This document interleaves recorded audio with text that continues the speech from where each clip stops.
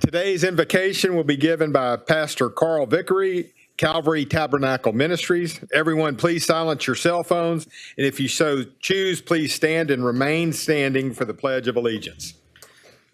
Thank you, Mayor. I give honor to each of you today, and thank you for the opportunity and privilege of praying over these proceedings.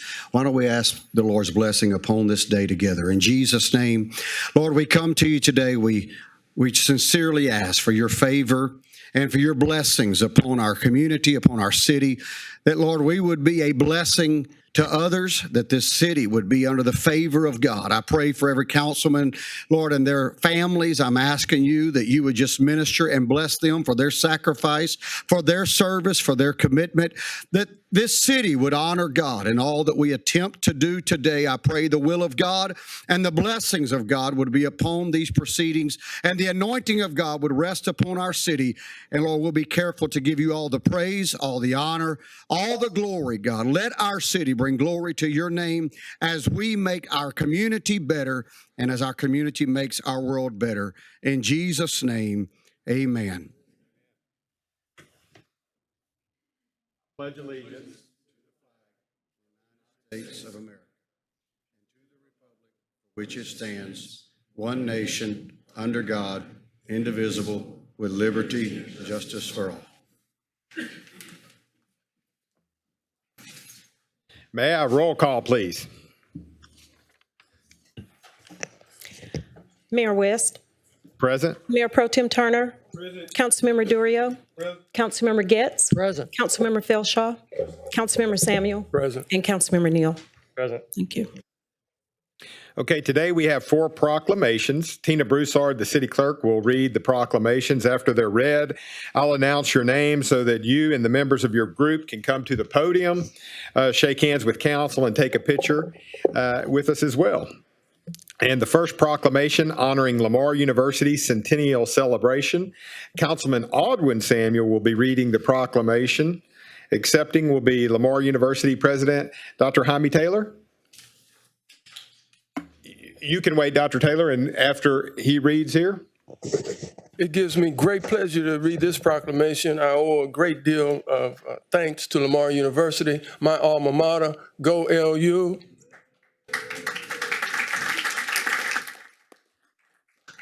Whereas when workers struck oil at Spindletop over 100 years ago, it forever changed the landscape of Southeast Texas and catapulted the world into all age. And whereas an important part of Lamar University's institutional identity is tied to that massive 1901 oil gusher, which set the foundation for South Park Junior College's creation in 1923. And whereas the early days as an institution of education, Lamar has adapted quickly to the environment, whether it be in unprecedented population growth and then a young boomtown, or rapid technology and business innovation that followed. And whereas in the early context, the institution quickly became an integral front runner in technology and energy education. And whereas throughout the 20th century, Lamar University has served Southeast Texas in a strategic, relevant, and sustainable way, our founders wanted education that produced leaders for this region, and they succeeded. And whereas today Lamar University is thriving as a boomtown of knowledge, a diverse population of faculty, staff, and students create a campus culture that's committed to the student engagement and success and to the achievement of research and relevance that energizes economic development locally, nationally, and around the world. And whereas over the course of Lamar's rich 100-year history, the education provided is far more versatile, firmly grounded in humanities and sciences, with a continued emphasis on practical applications. The results provides a sharp advantage to the graduates as they develop skills for lifelong learning and prepare them for their jobs they will have throughout their careers. Now, therefore, Roy West, the mayor of the city of Beaumont, does hereby proclaim September the 17th, the year 2023, as Lamar University's Centennial Celebration, 1923 to 2023. And as we look forward our second century Now is the time to tap into our strengths and find ways to multiply their impact for the future. With each new strategic investment in research, academic programs, internships, and cooperative education, we extend the influence of Southeast Texas across this entire state and across this nation. Accordingly, the mayor is hereunto and set his hand and caused the seal of the city of Beaumont to be affixed on this 12th day of September in the year of 2023. Please, Dr. Heine, please come forth and accept this proclamation with whoever else you have with you.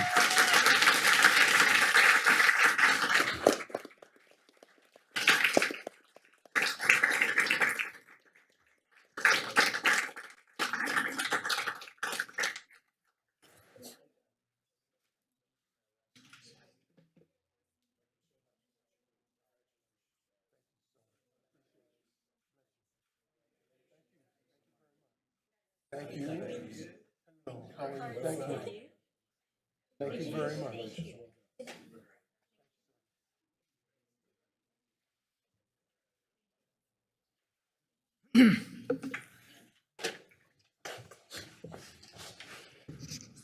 Thank you, Mayor West and City Councilman. And thank the city of Beaumont, Texas, for proclaiming today, September 17th, Lamar University Day. I want to say that the 100-year Centennial is a great opportunity to look back over the last 100 years and see how Beaumont and Lamar University have worked together to grow Southeast Texas and to learn from what we've done in the past and to expand upon that over the next 100 years. And I'm looking forward to working with every one of you, and I think this is a great time to move forward. Thank you very much.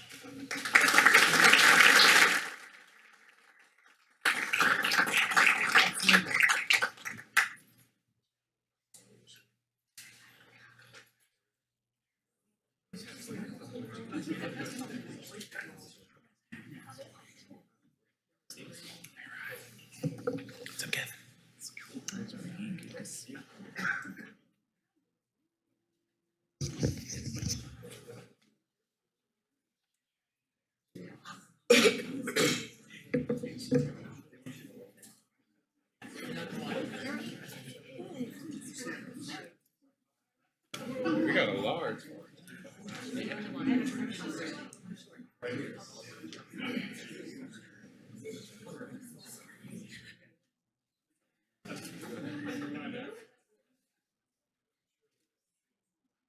All right, y'all, we're going to count you down at 1, 2, and 3. One more. 1, 2, and 3. Right here. 2, 3.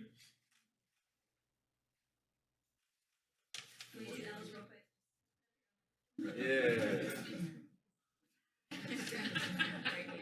3, 2, 1. Okay, now else again. One more time. Okay, 3, 2, 1. Okay.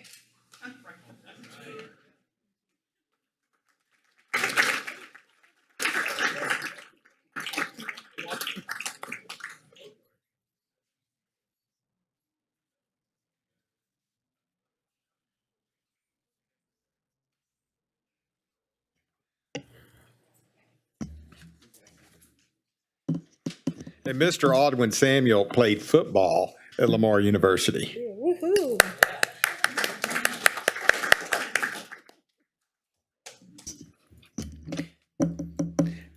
Now we have a proclamation recognizing the month of September as National Suicide Prevention Month. Accepting will be Mrs. Julie O'Malley, Director of Mental Health Association of Southeast Texas. Tina? Okay. Whereas in the United States, more than 40,000 people commit suicide every year. And in our country, suicide is the 10th leading cause of death. Whereas community organizations and resources are essential to continuing the fight against suicide and the loss of of young lives. And reducing the stigma by discussing suicide and increasing the awareness of available resources for those suffering from suicidal thoughts is important to maintaining the health and happiness of citizens. And many of those people who died never received effective behavioral health services for many reasons, including the difficulty of accessing services by healthcare providers trained in best practices to reduce suicide risk. The stigma of using behavioral health treatment and the stigma associated with losing a loved one to suicide. And whereas public awareness of the warning signs and the networks available for at-risk individuals are essential to continuing lowering the rates of suicide in the country. And whereas reducing the stigma by discussing suicide and increasing the awareness of available resources for those suffering from suicidal thoughts is important to maintaining the health and happiness of citizens.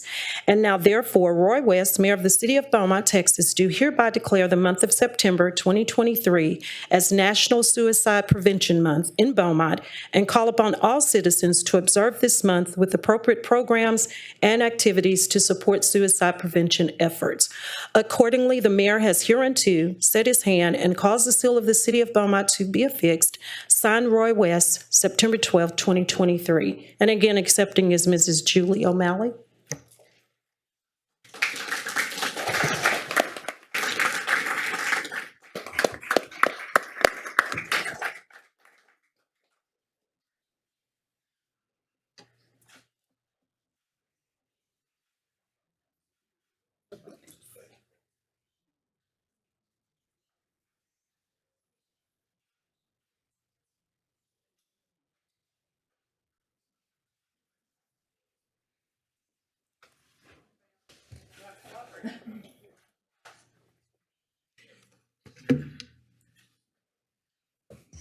So thank you, Mayor West and City Council members for recognizing the importance of Suicide Prevention Month. I also want to thank our board members and our other organizations and the community volunteers who are here to support us today, specifically Lamar University's nursing program, the Gift of Life, and Spindletop, who helped us in the planning of all the September events. In the United States, suicide is the 10th leading cause of death. This means, on average, 135 individuals each day lose the battle with their suicidal thoughts and behavior. 90% of those who have died by suicide may have experienced symptoms of a mental health condition, according to later interviews with family, friends, and their medical professionals. Suicide is preventable, and it is important that we identify and support those at risk. Our mission at Mental Health America of Southeast Texas is to promote the mental wellness of our region and enhance the lives of all individuals impacted by mental illness through community collaboration, education, and advocacy. By talking openly about mental illness, educating ourselves as well as others, and normalizing necessary treatment, we can reduce the stigma surrounding mental illness and open doors to promote healthy recoveries. Thank you.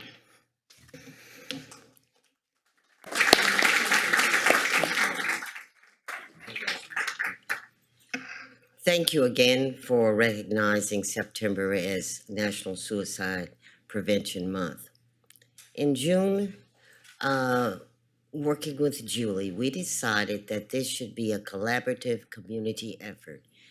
And we all came together, agencies, Gift of Life, Spindletop, Lamar Nursing Program, and planned a number of programs that can be accessed on our website, a number of events. I want to say a special thank you to the Beaumont Enterprise, if it's on the front page, if you have seen that article, and it will detail a number of the programs and services that we have planned to reduce the stigma. It's okay to say, I need help. Thank you.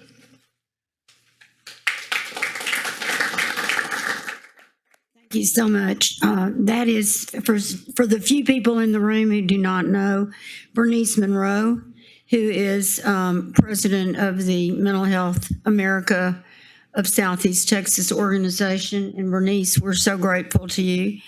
I'm here representing myself and also my beloved mother, who started First Suicide Rescue in Beaumont with mental health about probably 40 years ago.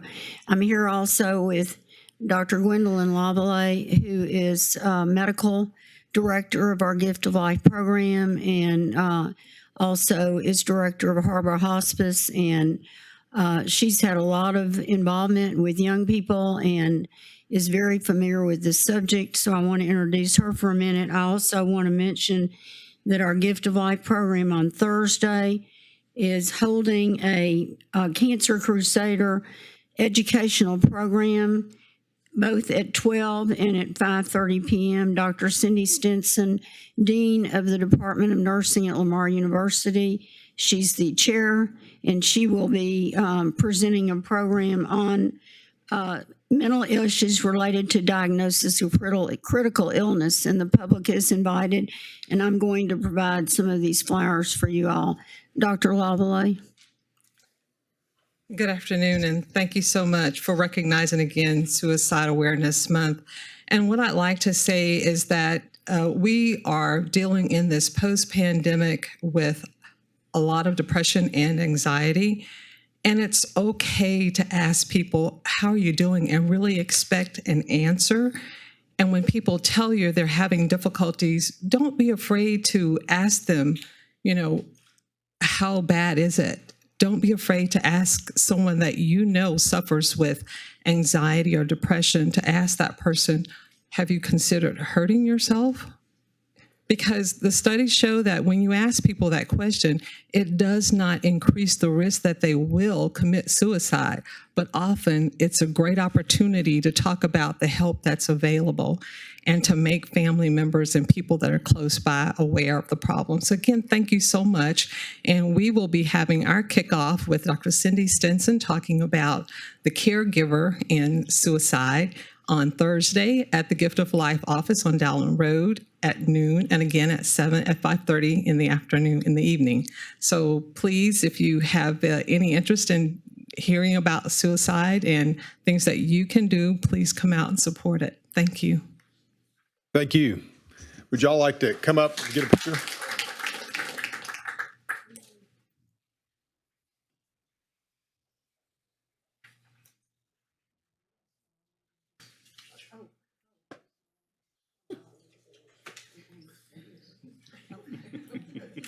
Kevin, wait. Here it comes. All right, y'all, right here in 1, 2, and 3. One more. 1, 2, and 3. Thank you, sir.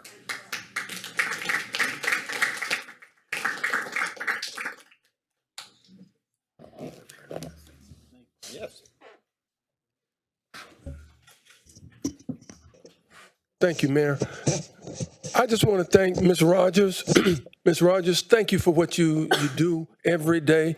You've been doing this for a long time, but I do want to acknowledge that. But more importantly, just as important, I want to thank Ms. Monroe. Ms. Monroe, I met her over 50 years ago as a student at Lamar, and she has been an inspiration to me. She got me through college by being my counselor. So I appreciate, that was, so thank you. Thank you, Ms. Monroe. Thank you very much.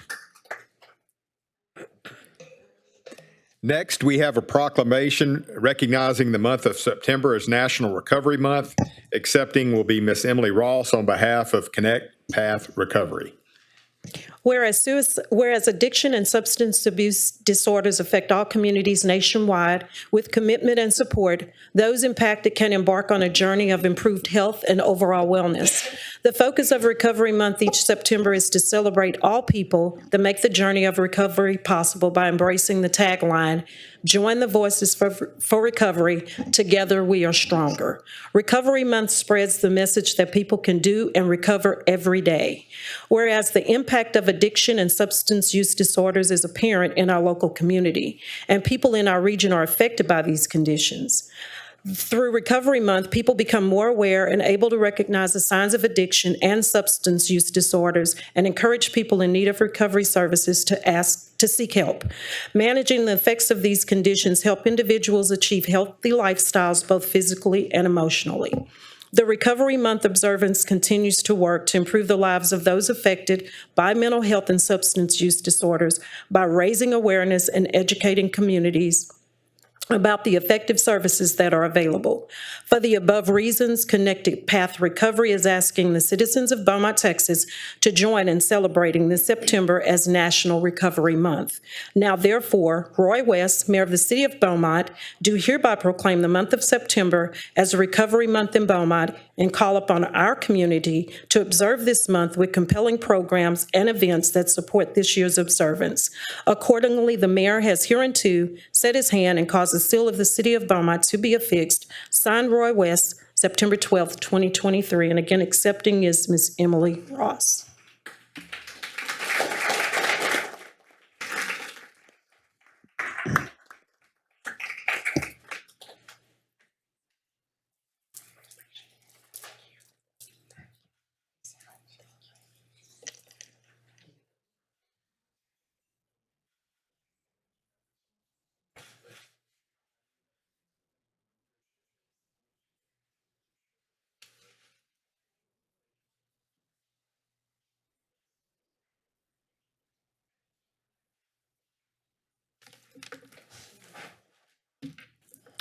My name is Emily Ross, and I'm the Director of Marketing and Public Relations for Connected Path Recovery. On my right, I have founding partner Kim Arrington, and on my left is Marion Vickerman, managing partner. Who couldn't be with us today is Mark Asteris and Regina Tate. Together with the entire recovery community of Beaumont and Southeast Texas, we really want to thank you for recognizing the importance of having a Recovery Awareness Month in our community. Recovery Awareness Month started in 1989 as a way to support awareness and encourage research for addiction and recovery. 3 out of 10 people struggle with an addiction. In Beaumont, that would mean over 33,000 people in our community are struggling with addiction right now. If you're less of a big picture person and more of a people around me person, if you look around that room, it would be about 30 people in here right now would be struggling with an addiction. During this month, Connected Path will leverage our voice in the community to recommit to making sure the people in our community know they have access to services to recover. We can and do recover, and we can do it right here at home. We have an outpatient treatment facility with partial hospitalization and intensive outpatient levels of care. We can do substance use evaluations there and connect you to the treatment that you need. We hope that your entire community will hear the importance of this initiative. Check out our Facebook page for encouragement around addiction and recovery. Please join us on September 27th at 10:30 at our office on 1505 Cornerstone Court. We're going to have a recovery party to kind of cap out the end of the month. So many of you know a loved one that's in recovery. We want you to know that you're not alone. We can make recovery real for all of Southeast Texas. Please take this month as an opportunity to review your own substance use and have an honest conversation with yourself if that might have become a problem. Talk to the people you love, your family, your loved ones, friends, relatives, coworkers, and get the conversation started so healing can happen. Thank you. Thank you. Y'all want a picture?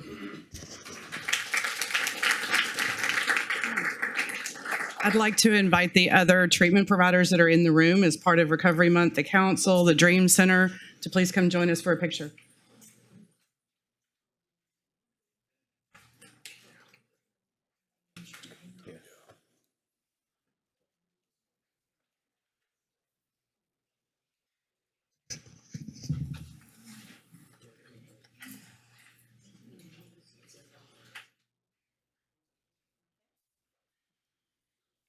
All right here. 1, 2, and 3. Shot picture 2.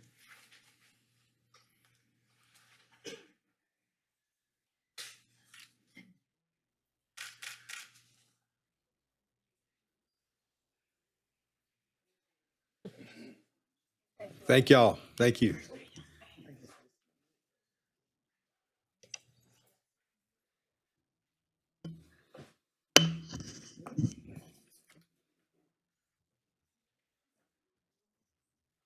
Welcome, Mayor Ames. I see you back there.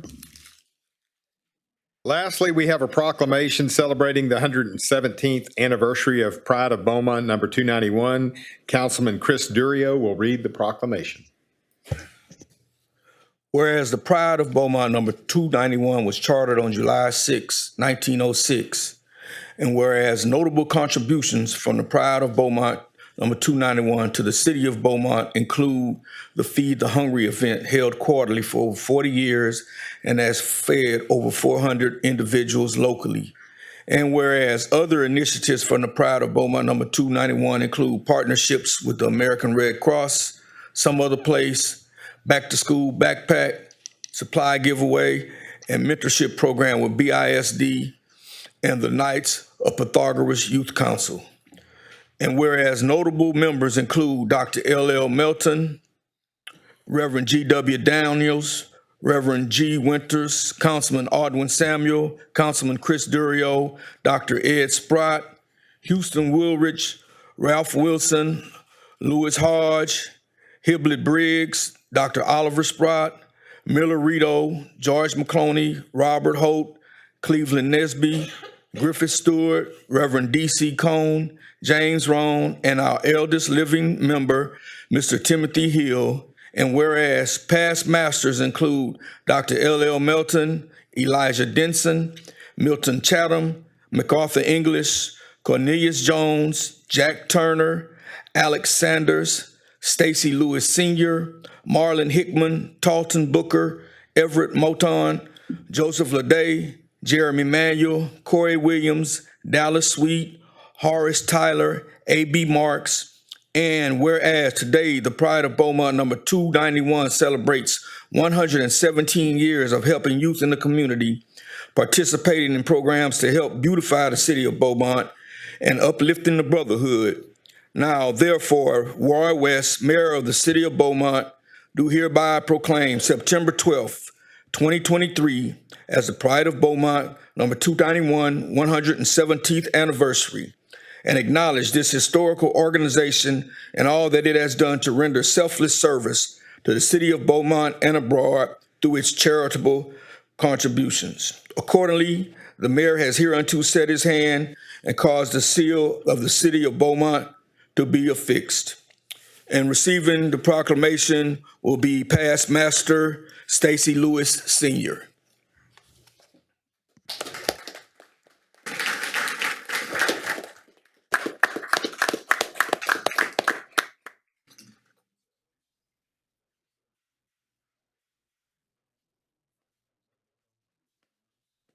Appreciate you, buddy. How are you? What you do. Thank you for what you do. Thank you, sir, for what you do. Appreciate y'all. Thank you.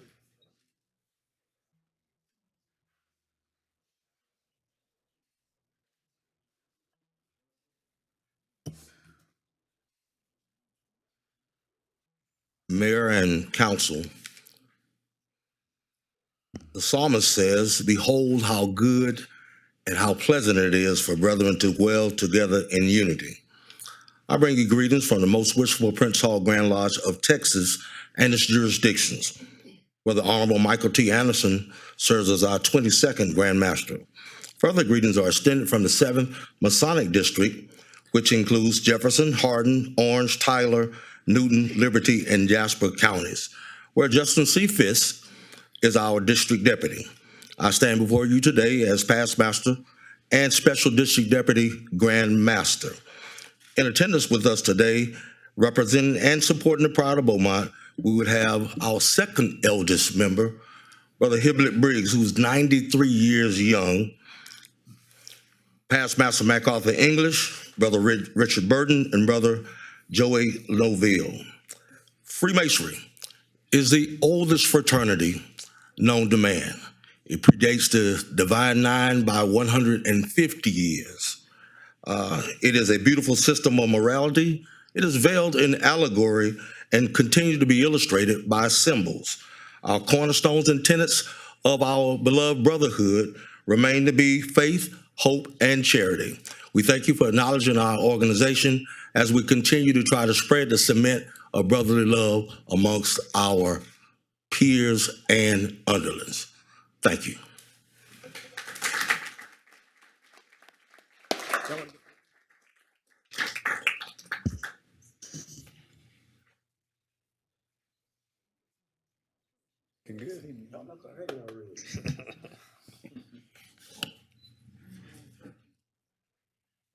Scoot on in just a little more.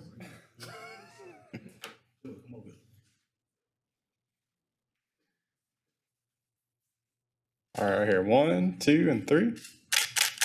1, 2, 3. Excellent. Thank you. Thank you.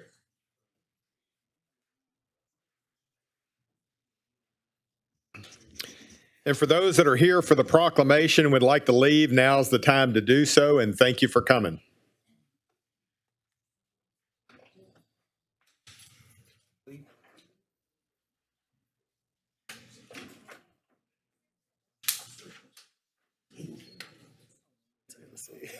Somebody gotta leave.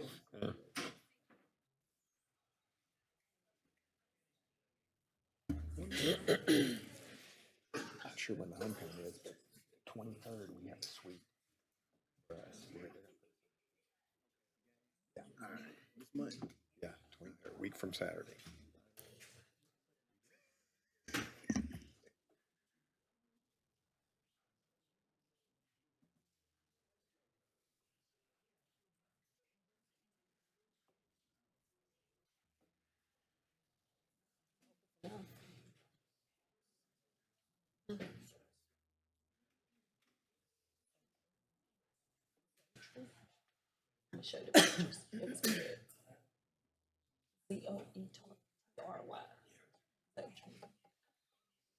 Can't pronounce yours either. Now is the time for any citizen who wishes to speak. You may make public comments on the consent agenda and regular agenda items 1 through 10. You may also speak on matters of public concern. Be reminded that as of October 1st, that you will only be permitted to speak at the beginning of the meeting.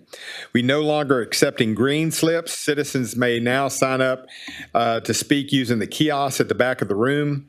There will be a city employee here to assist you in signing up.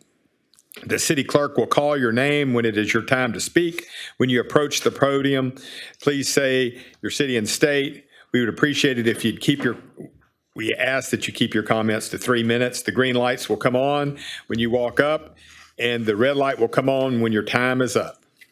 Rhonda Gerard, public comments.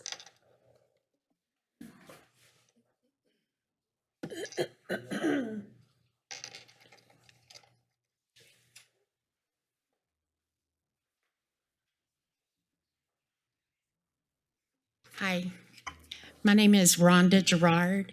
I live in Beaumont, Texas. Do I need to give my address? Okay. Good afternoon. I'm a Beaumont resident, a volunteer for Beaumont Animal Care, and a volunteer for local animal rescues as well. In May of this year, I made public certain concerns I had regarding shelter euthanasia practices. Beaumont Animal Care euthanized 6 healthy, adoptable, happy animals with 21 empty kennels on May 5th and 8 empty kennels on May 12th. I was advised there was an investigation to why this happened. To date, I have heard nothing regarding the status of this investigation. No one has contacted me to follow up. I have sent multiple emails to everyone involved and haven't received a response from anyone. This is a very important issue and deserves to be given attention. Also, ever since I disclosed this, I've been banned from volunteering inside the shelter. This is unfair and unjust and is only hurting the animals. There is a federal law called Section 1983 that states shelters cannot ban rescues or volunteers from speaking out and reporting wrongdoings, abuse, or violations of the law. And it states that I have the right to sue if I have been retaliated against by being banned. I do not want to do this. My only wish is to help the animals at Beaumont Animal Care. My voice is shaky. While I would like the answers to the status of the investigation, I also want to address certain issues I feel would help save more lives at Beaumont Animal Care. The Beaumont Animal Care Foster Program is a lifeline for these animals. Based on conversations with potential fosters, we've been advised they will not foster because BAC does not provide medical care if it's needed, monthly flea and heartworm preventatives, food, or supplies. This seriously limits the number of people who would otherwise become fosters, as rescues do provide this for their foster families. Our city also needs additional resources for free or low-cost spay and neuter clinics, either by putting more funds into the voucher program BAC already has, or through partnerships with local vets. We must work on the pet overpopulation problem. This is not a shelter problem, it's a problem for our entire community. Thank you for your time today. I look forward to your follow-up regarding my concerns, and I fully intend to continue doing my best to help the pets and people of Beaumont and Southeast Texas. Thank you. Thank you. I'm Amy Gorell, and I had started this I'm sorry, picture. ma'am. She hasn't signed up to speak. I'm sorry. Oh, okay. If you want to speak, you can sign up at the kiosk in the back. Charlie Moore, public comments.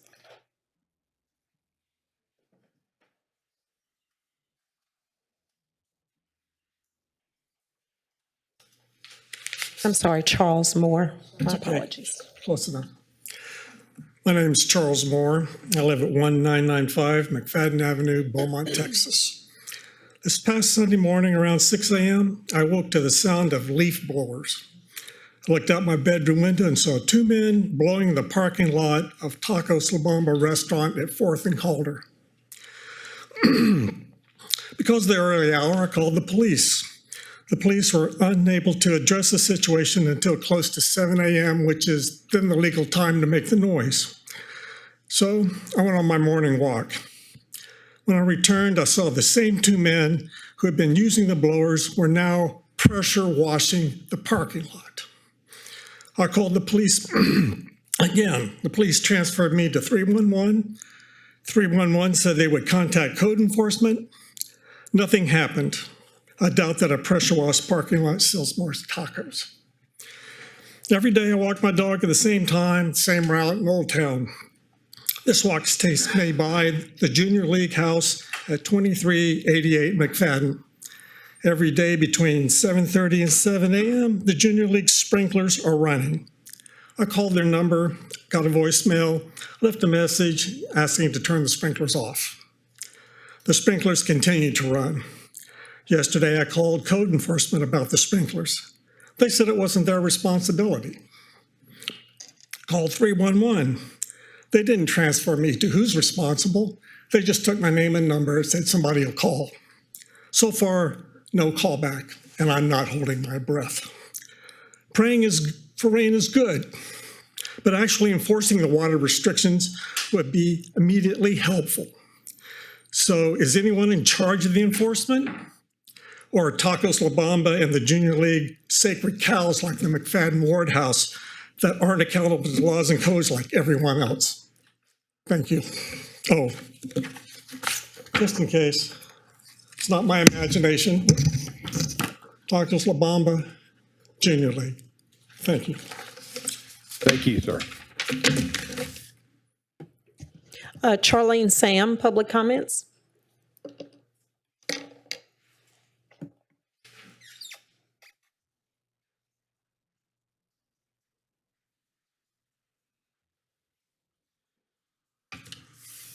I live in Beaumont, Texas. I'm following up on the cat ordinance. Since I've been speaking about this, 3 other people have told me they have this problem too. So I understand this is not an isolated incident, though it seems it's just on my street. When I first reached out to about these cats that belong to the people across the street, I contacted the pound. Eventually, they directed me to the city's ordinance and gave me the brochure, which I left a copy with when I came here prior. When I called the police, when she threatened me behind these cats, they directed me back to the pound. So this is a circle. But one thing is certain, it's the cat ordinance that the city has at the root cause of this problem. If these was puppies, as I just heard, the pound would have been come to get them.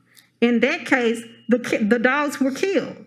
In this case, I have been having this problem with this neighbor being negligent over these cats running loose in the street and on my property for over a year. On the 4th, her son is on my yard, by my steps, and he's calling for all 3 of these cats. They didn't come. Then he comes back on the 7th, again, walking under my trees, calling for this cat, telling him he'll give him some chicken if he comes out. He did not come. I know it seems funny, but it's not. Miss Catherine has the videos. I don't want her kids at my house, and she doesn't want me telling them anything. So when they come to my house, they trespassers. This is a situation that can cause a fight because they mouth it just like they mama, and they don't like how I deter their pets. When her cats come to my house, I'm going to deter them as I see fit, regardless of how they feel. They don't pay bills at my house, and neither do their mama. Her decision to keep allowing these cats loose when she know they don't listen to any of them is causing this problem. She could take them down. She chooses not to. She could put them on a leash to control how far they goes. She chooses not to. In fact, she leaves, and the cats are free to be a nuisance in the neighborhood. They don't listen. She has no control, but she wants them to roam free. And the city's ordinance allows this. Side note, y'all concerned about millennials leaving. Guess what? Millennials want problem solved fast. A bigger problem, Gen Z wants problem solved now. If they looking at this, they saying a whole year and no solution? Really? While I understand y'all have processes, I need an answer to what y'all gonna do about this, a permanent one. Because it seems to me my solution for a night life is the best alternative. Although I'm sure the cat owner doesn't want that. But another one of this or a whole nother year, I'm not doing it. Thank you. Charlie Crabb, public comments?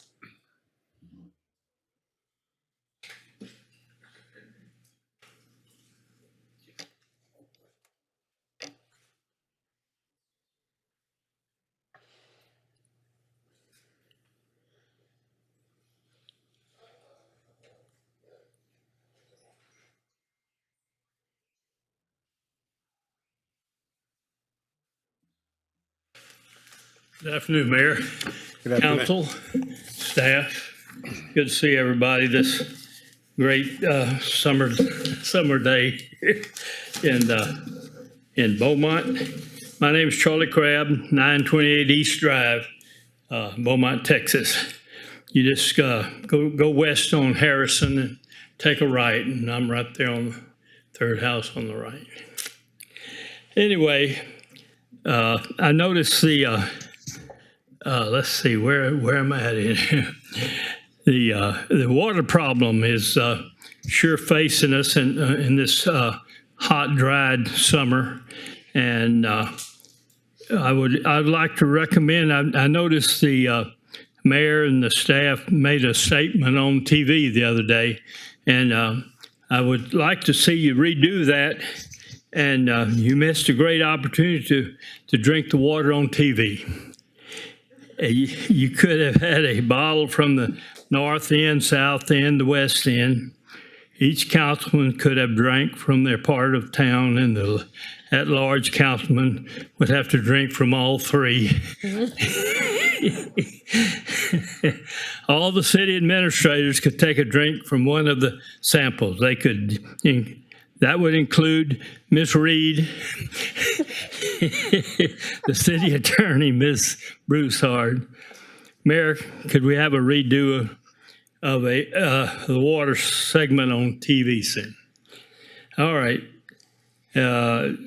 It was unfortunate for the owner of the new restaurant on Calder to have a homicide happen in the alley behind his new restaurant. My heart goes out to him because he may suffer some consequences because of this incident. Mr. Mayor, it was nice that you had dinner on Friday at that restaurant and could speak well of the facility and service. The $1 million deficit, I'm a little late in addressing that, but it needs to be addressed by canceling some city projects until next year.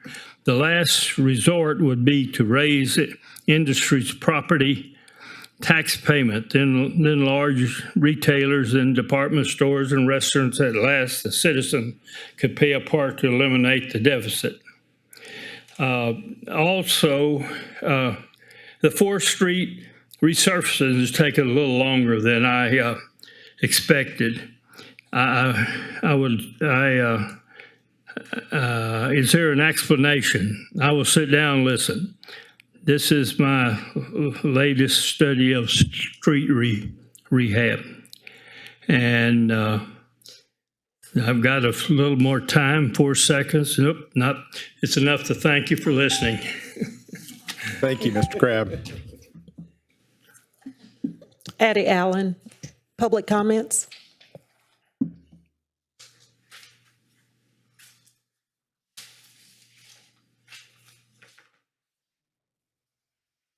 Addie Allen, 9695 Gross, Beaumont, Texas, to Mayor, City Manager, Council, and all others.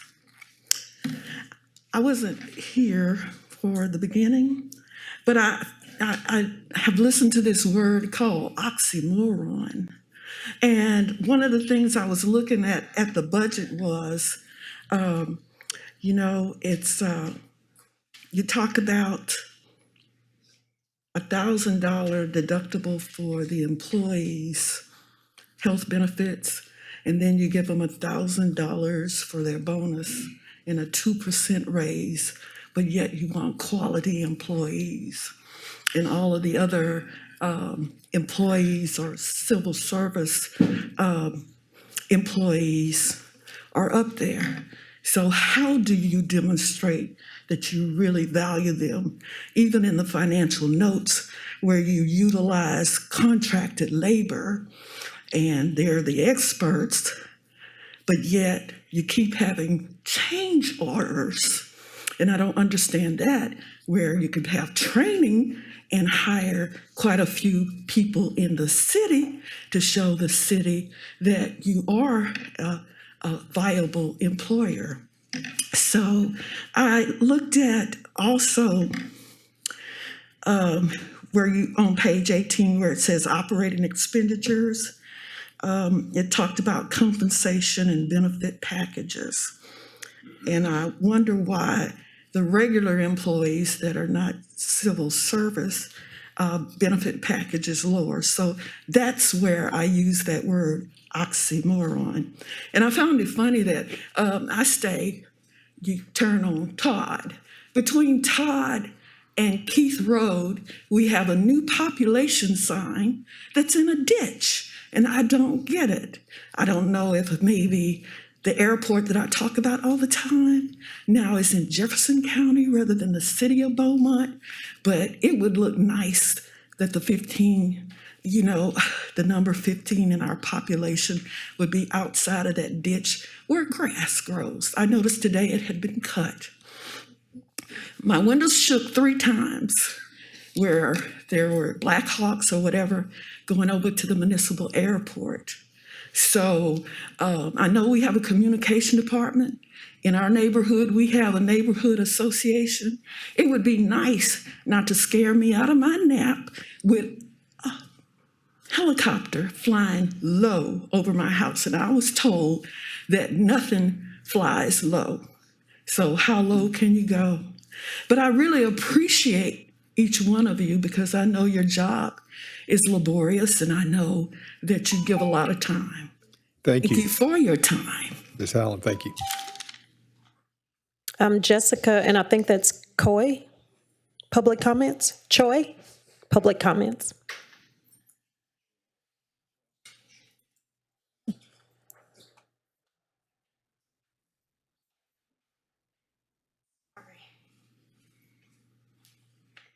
Hi, my name is Jessica Choi. I'm a new resident of Beaumont, Texas. I'm here in support of Rhonda Gerard. I've recently become aware of the issues with her and Beaumont Animal Control or Care, I believe one of the many duties that the city council has is to oversee the performance of local public employees. The manager of Beaumont Animal Care is Mr. James Matthew Fortenberry, upon my information and belief. I believe he's been employed since 2015. I believe there are many employees at the shelter, but there are also many volunteers, such as Rhonda. I respectfully request that she be allowed back into the facility to help the animals. I know she does wonderfully with taking the pictures of the animals. And what a great day to be here with all the awareness that we have spoke of earlier, the suicide awareness, recovery awareness. We would like something where maybe the city of Beaumont can devise a plan for an awareness for the animals. I don't believe the entire city of Beaumont is an underserved city or community as a whole. I recently moved here less than a year ago from Los Angeles, California. I lived in the city of Los Angeles. Born and raised, I've never seen a stray run around in the city of Los Angeles. I don't speak for the county, and I don't speak for the surrounding communities, but I think that speaks volumes. I live in the backyard of Lamar University, as we were, commending those who were here today from Lamar. And in your backyard is strays, animals chained, dogs chained 24/7 without adequate shelter, food, water, in the heat and rains. I respectfully request a review of the performance of Mr. Fortenberry. If nothing has changed or will get better, there Thank you. needs to be a Thank you, review. Ms. Joy. Thank you. Amy Gorell, public comments. Hello, I'm also here to support Rhonda Gerard. I am the one that posted this puppy that was found in my neighborhood. And anyway, I called the animal shelter to come get it because I have a dog that is not friendly with other dogs. And they couldn't come on the weekend, so they came on Monday and picked it up. Well, I called on Wednesday to see how the dog was doing, and they said, oh, she's doing fine. She's in the kennel with some other dogs, and that she was getting along, and as long as she was, that, everything would be okay. And anyway, I reached out to like 7 rescues, and every single one of them were full. And anyway, one did offer if I could do a $250 donation to them, they could pull the dog. So I said, let me see if I can get the funds together. And I talked to Beaumont Animal Care about this. Well, the very next day, the dog was euthanized because they said that the dog did not get along with its kennel mates. I said, well, why couldn't the dog be put in another kennel? Well, we don't have more kennels. We don't have enough. And I was just heartbroken because I felt like that was part of my fault for, this dog being done like that. And there is a big, big problem with the stray animals in this community, people dumping dogs. I'm currently feeding 15 cats at a store that there's just a colony of them. There's other people that I know that are doing the same thing, colonies of cats. And every single day, since I'm friends with these rescue groups, you're seeing dogs that are shot or have the mange and are just dumped everywhere around the city. And this is a big problem. I mean, very big problem. And I'm hoping that the city council can help get something done about this. Thank you. Thank you. That's all I have, Mayor. All right, is there a motion and a second for the, Oh, Mayor, I'm sorry. Jess Prince wanted really quick. I'm sorry, Jess. She wanted real quick to address council. Good afternoon. I'm just here today to remind you guys and the public that our Community Development and Housing Division has our annual CAPER report posted for review and public comment, and we will have a public hearing next Tuesday during the meeting, but the plan and report are posted online for all of our residents to review. Thank you. thank you.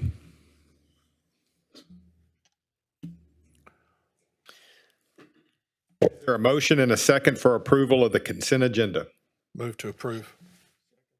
It's been moved and seconded.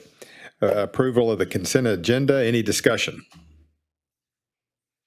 All in favor of approving the consent agenda, please signify by saying aye. Aye. Any opposed? Motion passes. This concludes the consent agenda. Mr. City Manager, will you please take us into the public hearing? Yes, Mayor and Council. Public hearing. Council to hold a public hearing on the 2023, which is the fiscal year 2024, proposed tax rate. Will you read the public hearing is now open. I don't have anyone, Mayor. The public hearing is closed. If there's no other discussion for the public hearing, we'll move forward. City Manager, may we have the reading of item number 1, please? Item number 1, council consider an ordinance adopting the fiscal year 2024 budget by a record vote. As you know, we've worked over the last several months on preparing a budget for the fiscal year 2024.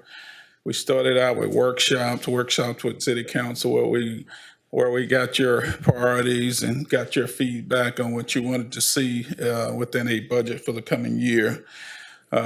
We went through a thorough examination of dollars, numbers, income, revenues, et cetera. And then we put together a proposal where it was presented to you in August a couple of weeks ago. The budget that's being presented to you today is proposed to you today is the same. It's exactly the same as what was presented to you on that day. Nothing has changed in there. It has your priorities of fiscal responsibility, quality of life, public safety, etc. So today we are presenting that budget for your consideration as a city council. Is there a motion for item number 1? So move for approval. Is there a second for approval? Second. There's been a motion and a second for approval of item number 1. Any discussion, please? Councilman Turner? Mr. Williams, in this budget, does this speak to increase for employees, a proposed increase? Yes, Councilmember Turner. In here is proposed increases. We looked at, we're in the process of wrapping up a salary survey where we looked at the salaries of all city employees, and we came back with information from that. So we are looking at proposing adjustments as recommendations from that salary survey for employees. You know, some employees had wider spreads than others. There also, as a part of that, we are looking at a possible 2% increase for the employees that are not impacted or who do not get dollars associated with the salary survey increase there, because we're looking at a CPI, Consumer Price Index, of about 3.2, 3.4%, and we're just proposing 2% because that's the dollars we have to deal with basically there. So we are looking at some things for our employees. Okay. And the 2%, is it going to be across the board, or is it specifically for a certain group? It's across the board for those who don't get dollars associated with the salary survey.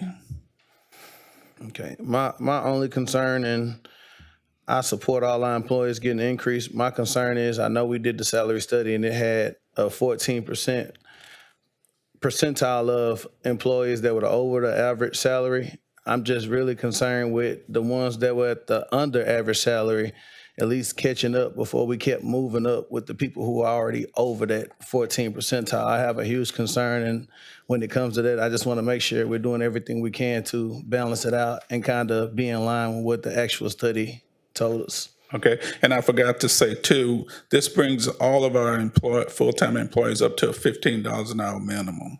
That was a priority of this council last year, so that's the first priority with the increases, to get everybody to the $15 minimum. Then look at the ones with the widespread of salary gaps, and then look at the 2% for those who don't get consideration otherwise. Thank you. Councilman Durio. Mr. Williams, what percentage of the employees actually, as you say, got more dollars because of the salary studies? I don't have a percentage number of them right now, council member. I can get that and get it to council this week. All right, thank you.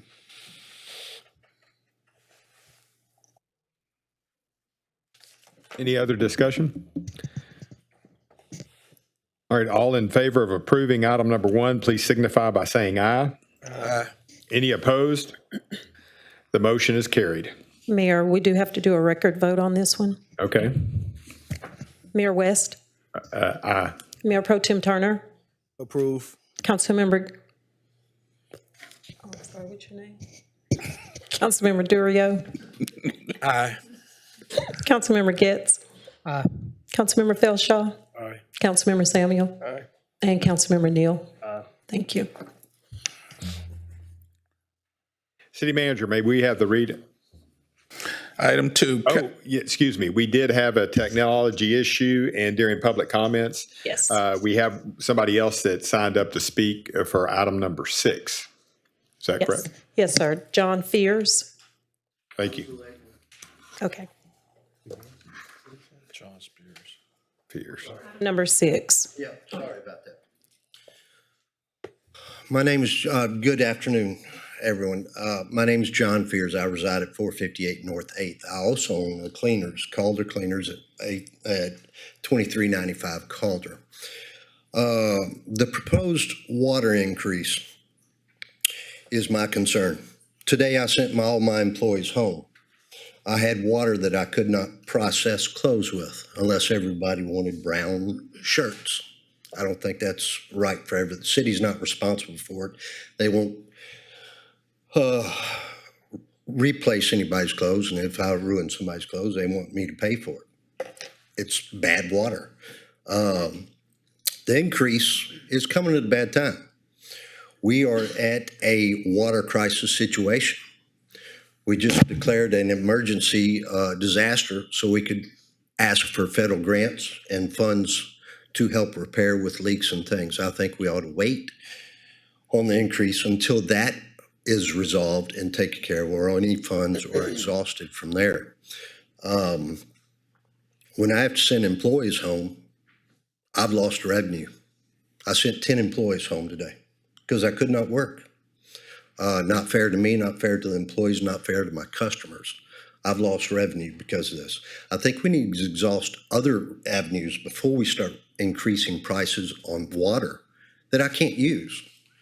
You're going to increase it next month. Well, who's to say we're going to be out of a water crisis? I'm paying for more water that I can't use, sending employees home. It's not a big increase, but I'm a small business. 4% is a lot to me, and I can't afford that. I don't want to afford that until everything's resolved. And I have water that I can use and answer for, wash clothes. I had residue from the bad water in my washing machines. I tried this morning. I couldn't do it. Everything I washed turned out brown. As a business, not a good move to increase water prices right now. Garbage, could care less. Water, I use. And it's very important for any cleaners. Anybody at home washing clothes is the same thing. I don't mind drinking it, doesn't bother me. But I can't use the water that the city is providing for me right now to operate my own business. Please take that in consideration when the vote on this is considered. Thank you for your time. Thank you, sir. Mr. City Manager, may we have the reading of item number 2, please? Yes, Mayor. Council consider resolution adopting the 2024 capital program. Is there a motion for item number 2? Move to adopt the capital program. Is there a second for item number 2? Or is there any discussion? Councilman Turner. Mr. Manager, can you explain to the community what can they find some of the things in the capital program and what can they find it? I think we got some good things that are coming up and planned, and I think it's very important that the citizens know how to access it. Okay, thank you. The capital program, which we also call the community improvement program, is basically a list of the infrastructure programs going into the next 5-year period for the city of Beaumont.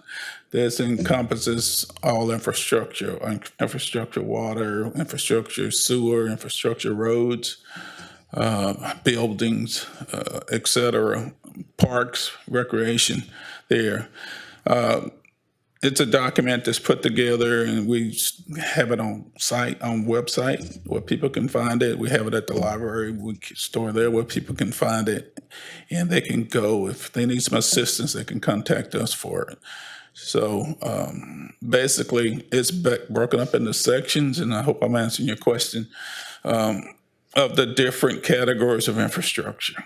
And if you look through the years, whether it's year 24, 25, 26, 27, and 28, you can find what year that project is planned to be done for the city.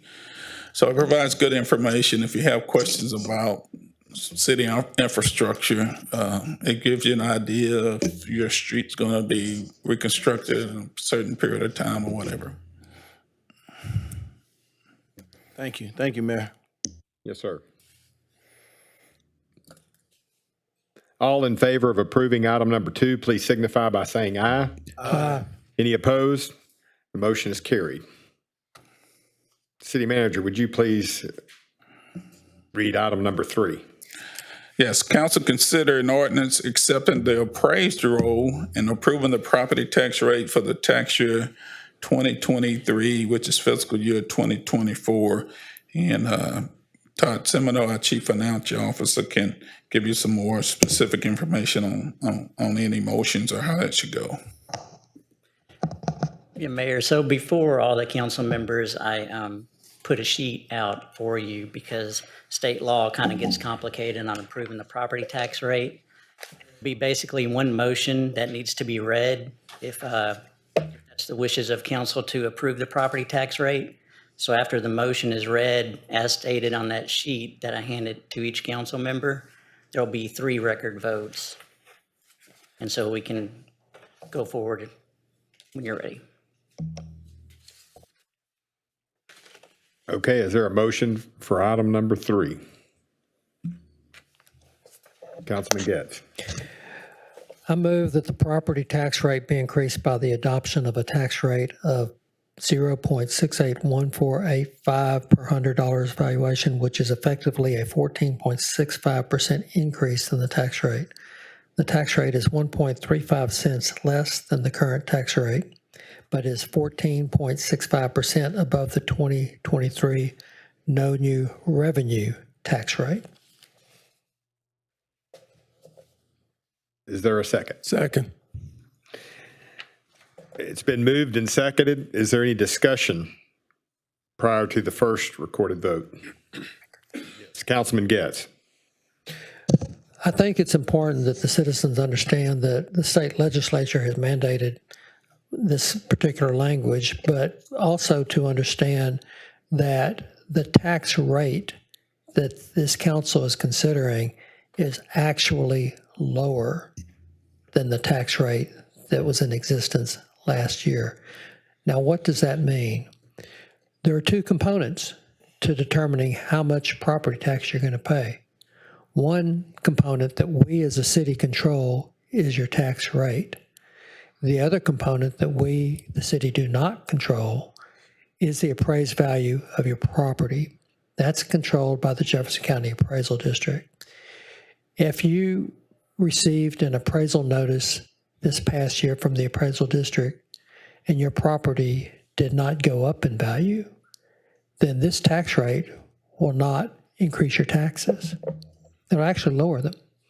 So if your property did go up in value, which many did, then you will end up paying more taxes even though the tax rate is lower.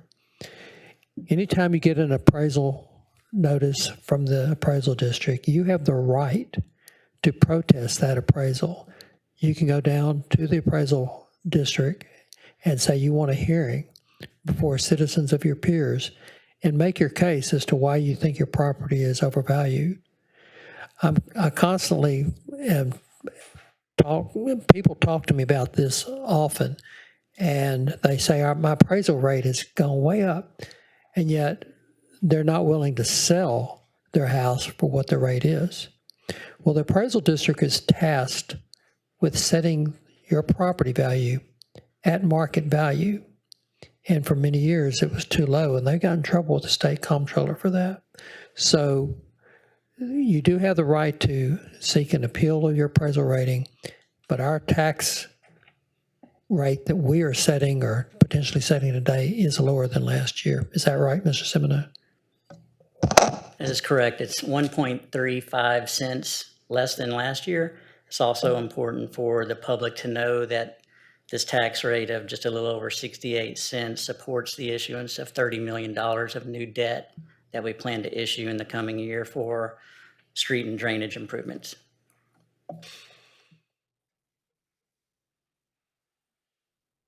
Any other discussion on the first motion? Call for the record vote. Mayor West, Approve. Mayor Pro Tem Turner, Councilmember Durio, Councilmember Getz, Approve. Councilmember Felshaw, Approve. Councilmember Samuel, and Councilmember Neal. Approve. Thank you. Okay, now we need to take another recorded vote to be taken on maintenance and operation tax rate of 0.49148 of $100 apportioned to the general fund. Does that require a second? The motion's already been made, so really just need a record vote at this point. Mayor Call for West, Approved. Mayor Pro Tem Turner, Councilmember Durio, Approve. Councilmember Getz, Approve. Councilmember Felshaw, Approve. Councilmember Samuel, Aye. and Councilmember Neal. Approve. Thank you. All right, and the third record vote will be taken on interest and sinking tax rate of 0.190005 of $100 apportioned to the debt service fund. Mayor West, Approved. Mayor Pro Tem Turner, Councilmember Durio, Approve. Councilmember Getz, Approve. Councilmember Felshaw, Approve. Councilmember Samuel, and Councilmember Neal. Approve. Thank you. City Manager, may we have the reading of item number 4? Council considered an ordinance ratifying the budgeted property tax increase reflected in the fiscal year 2024 budget. Is there a motion for item number 4? Move to approve. There's a motion and a second. Any discussion on item number 4?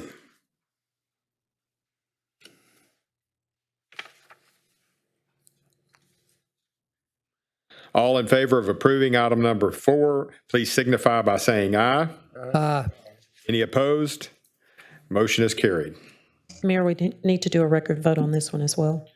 Let's proceed on the record vote. Mayor West, Approved. Mayor Pro Tem Turner, Approve. Councilmember Durio, Approve. Councilmember Getz, Approve. Councilmember Felshaw, Approve. Councilmember Samuel, Approve. and Councilmember Neal. Approve. Thank you. May we have the reading of item number 5, please?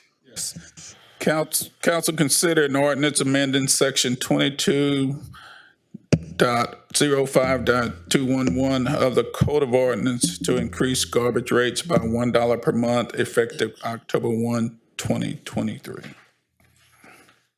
Is there a motion for item number 5? So move to approve. Second. It's been moved and seconded.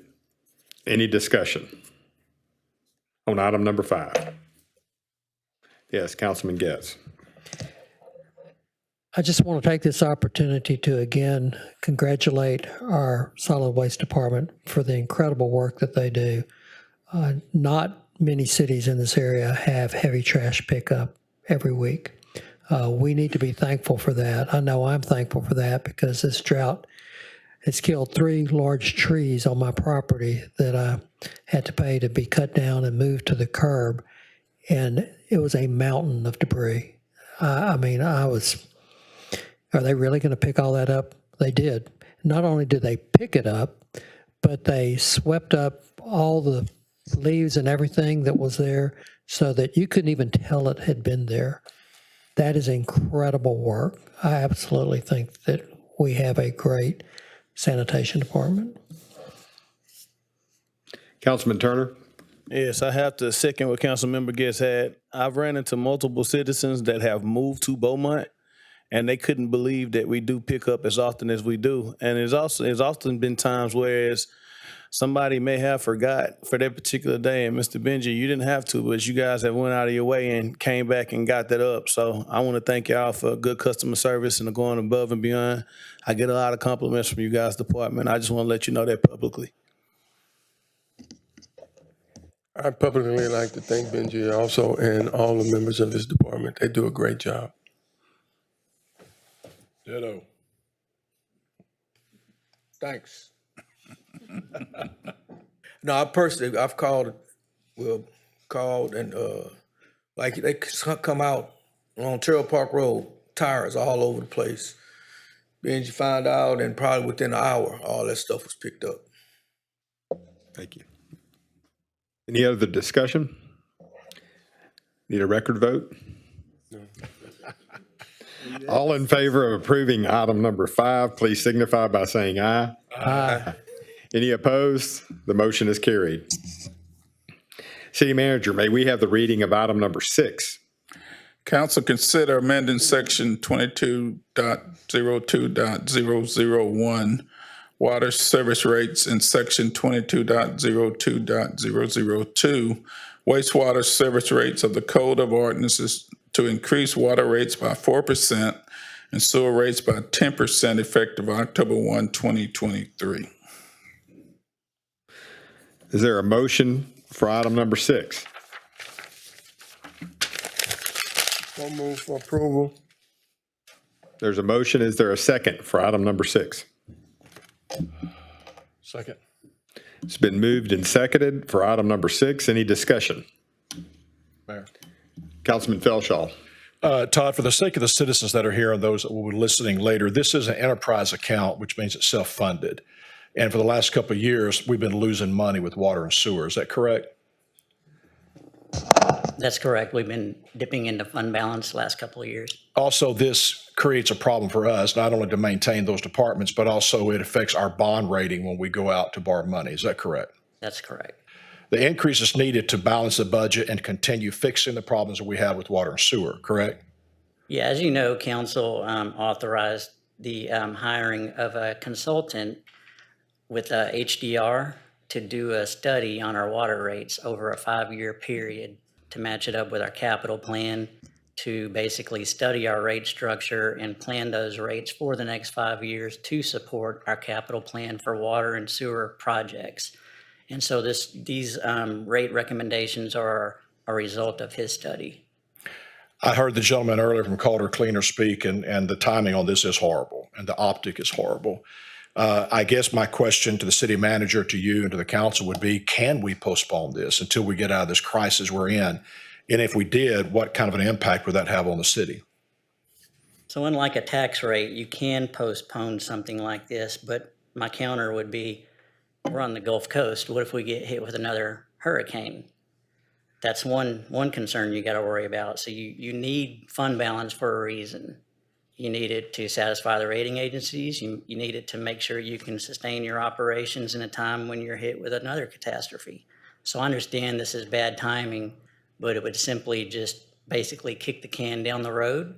So if you do delay the implementation of a rate increase, say 3 months, that's going to impact the amount of rate increases that we need to plan for the next year also.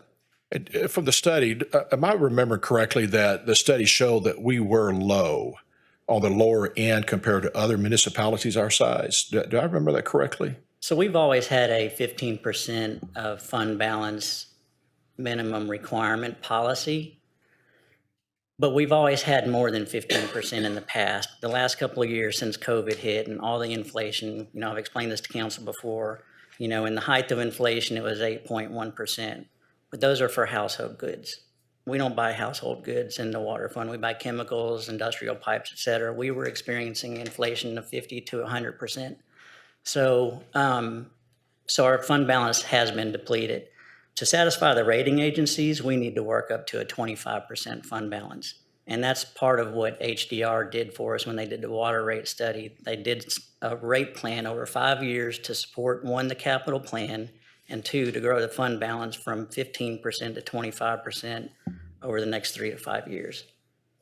And it's true that our citizens, if they qualify, our senior citizens, if they qualify, they can get a discount, correct? They can. So for water, they get basically an equivalent of 1,000 gallons of water and 1,000 gallons of sewer for free. Well, I do wish we could postpone this. I mean, I understand the optic, it's horrible timing, but I also understand that we have to function as a city. So thank you, Todd. Thank you, Mayor. You're welcome. Councilman Neal? Thank you, Mayor. Mr. Manager, so outside the drought, we use somewhere around 30 million gallons a day from the water plant? Yeah, about this time of year is approximately 30 million, 29, 30 million or so this time of year. Do you know how much out of that 30 million actually runs through meters that's actually sold? We do have a high amount of unaccounted for water, which we're working, which means we have some leaks in our system. We have some infrastructure that needs repairing to be able to get that water accounted for. So out of that 30 million, you said a high amount. What's a high amount? Before the drought. It's in the 20s, 27 or 24%. I'd have to go check to get the exact figure, but somewhere in there was our last. We report it to the state every year and have to calculate that. Do you know what the value of that 24% is? I do not.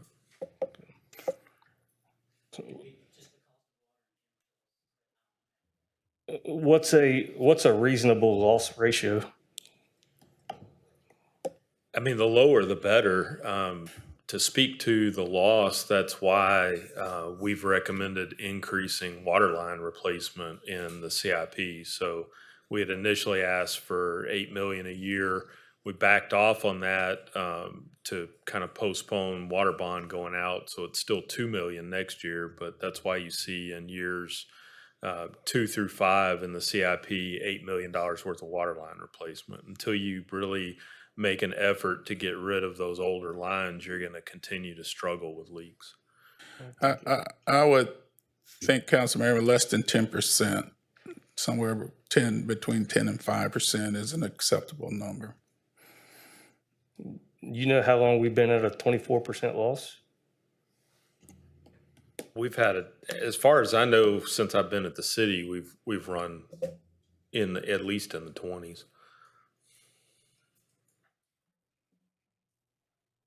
All right, thank you. Councilman Getz and Councilman Turner. I've recently learned about some technologies that allow you to help, in some instances, rehabilitate water lines without excavation and replacing with new lines. And I forwarded that to you, Mr. Williams. I don't know if you've had the opportunity to look at it yet, but I think it would behoove us to look at all available technologies that could be implemented in rehabilitating our water lines, because the old traditional method is, as you know, extremely expensive. So if there are things out there that exist that can be used, I encourage staff to investigate those. Councilman Turner?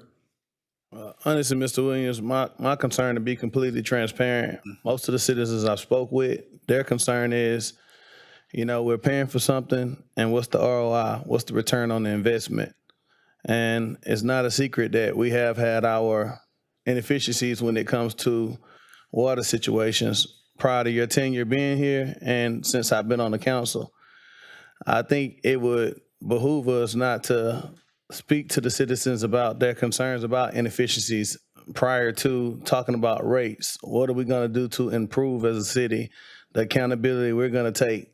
Because I think it's very important it comes to transparency when we're talking about rate increases. And consistently today, all morning, yesterday, throughout the week, I've been getting phone calls since this came out about we're paying for it, but we've been having issues consistently. And I think we need to be transparent and see what are we going to, what are some things we really need to start talking about that are the real issues of the water in the city of Beaumont. Part of this, what you're looking at, this proposed increase is one with sewer. And with sewer, that study showed that you're not charging enough in your rates to cover the cost of operating your sewer system. And you've been spending down your fund balance over the last more than several years to supplement where your rates are not high enough.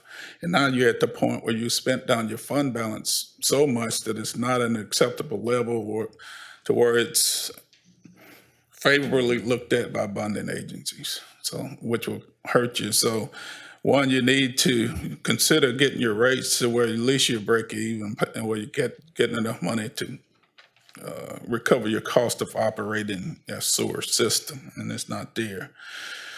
Two, our timing's not great right now, but there are a lot of variables involved in what's happening to us right now, and such as drought and other things. But we put this together even before the drought there. And a lot of these dollars too are for infrastructure. Your infrastructure it's old. Beaumont's an old city, and you need to invest in that infrastructure. One, two, you're going to have failures of pipes. You're going to have leaks. You're going to get discolored water because of that system. You're having to repair. Every time you break a line breaks and you repair, you're going to get discolored water in your system. So this lays out a 5-year capital plan to maintain, restore your system to a lot of these projects. As I mentioned the other day at the press conference, $311 million of this 5-year capital plan is for restoration of your water and sewer system. You have old steel cast iron pipe that's just it's had used this served its useful life, and so you've got to be able to. You're going to have sewer backups going forward when it rains. You're going to have issues when it gets dry if you don't properly maintain your system and put the dollars into your system you need to. My follow-up question is, do you think we're at a point to where we got the time to go over a 5-year span? Because it's been pretty consistent, and I think as a city, we're very strong. I think this is where we're the weakest at. So do you think we have that 5-year time period? When I say weakest, we got employees who work extremely hard. Mm-hmm. And I know that because I see them doing it. But the complaints and the issues we face is consistently come from brown water when I first started to the water lines to TCQ reports. Like, it's just been consistent. And I think that's where you lose the confidence in citizens when we talk about raising this rate. You're saying 5 years. Do you have time? Yeah. Do you think that's something we in a position to actually wait and pace out over time? Or do you think it's something we need to look at maybe more of an expedited timeline, maybe look at bond options, because I think citizens, when it comes to fixing this, the basic infrastructure, the needs when it comes to their children, senior citizens, just family bathing, drinking, businesses trying to operate, I think, are we in a position to where it's that serious to where we need to expedite this timeline? Well, I think this is a viable plan that's laid out over the 5-year period. I think it's viable because if you expedite it or if you speed it up, that's going to be even more of a rate increase. You know, it's going to be a lot more than you're proposing now. So, you know, cities only have a finite amount of dollars. We don't have unlimited dollars, and we can't put too much burden on taxpayers. So you've got to find that happy medium there to where, you know, people want good service and are willing to pay for it, but also provide the infrastructure that you need. So I think this offers a good pace. You know, it won't happen overnight, but things will be happening. Councilman Durio. Questions. Todd, didn't we do recently, I guess, was it about a year ago that we did a rate increase? Yeah, I can give you some historical context. So, and I'll answer your question also, but from 2008 until 2015, that's an 8-year period, we had an average increase in water and sewer rates of 6.25%. We increased rates every year. Then from 2016 to 2023, we only increased rates 4 times for an average rate increase of 2.6%. So we're trying to catch back up now. But to answer your question, last year we had an 8% rate increase. And also there's some misinformation on social media going through right now. I read somebody said there's a 4% increase on water, 10% increase on solid waste, so your bill's going up 14%. That's misinformation.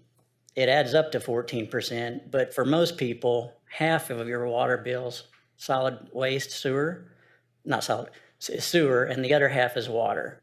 And also people have irrigation meters on top. So the water bill is a little skewed heavier. The average increase is 6.9%. It's not 14%. So how much is that in dollars per month? So like in the memo says, most of our residential customers use 5,000.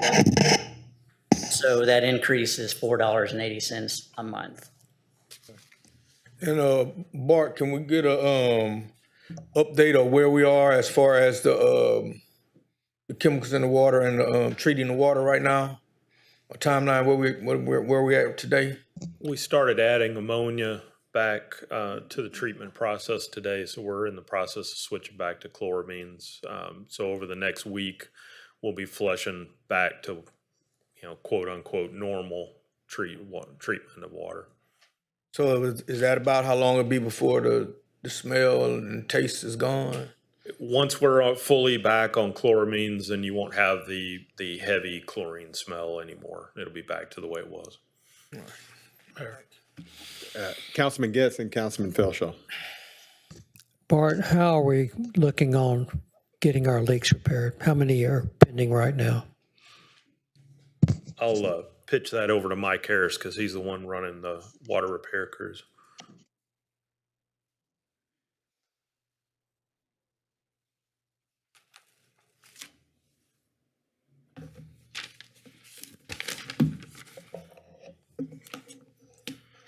So the leaks pending, we're at about 230 leaks pending.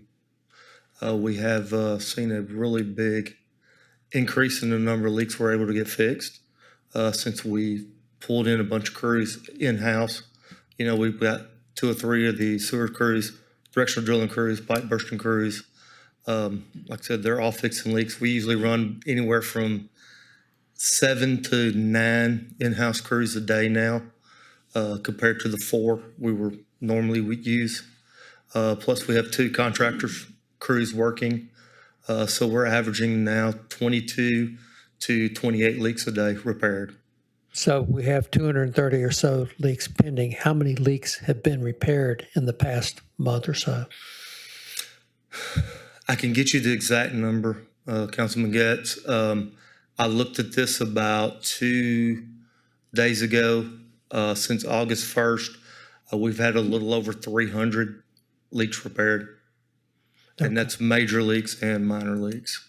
Okay. I want to say it was 320, 330. Like I said, I don't have the exact number, but I can get that to you. Do you feel like we're making headway? We're finally getting to see the numbers drop.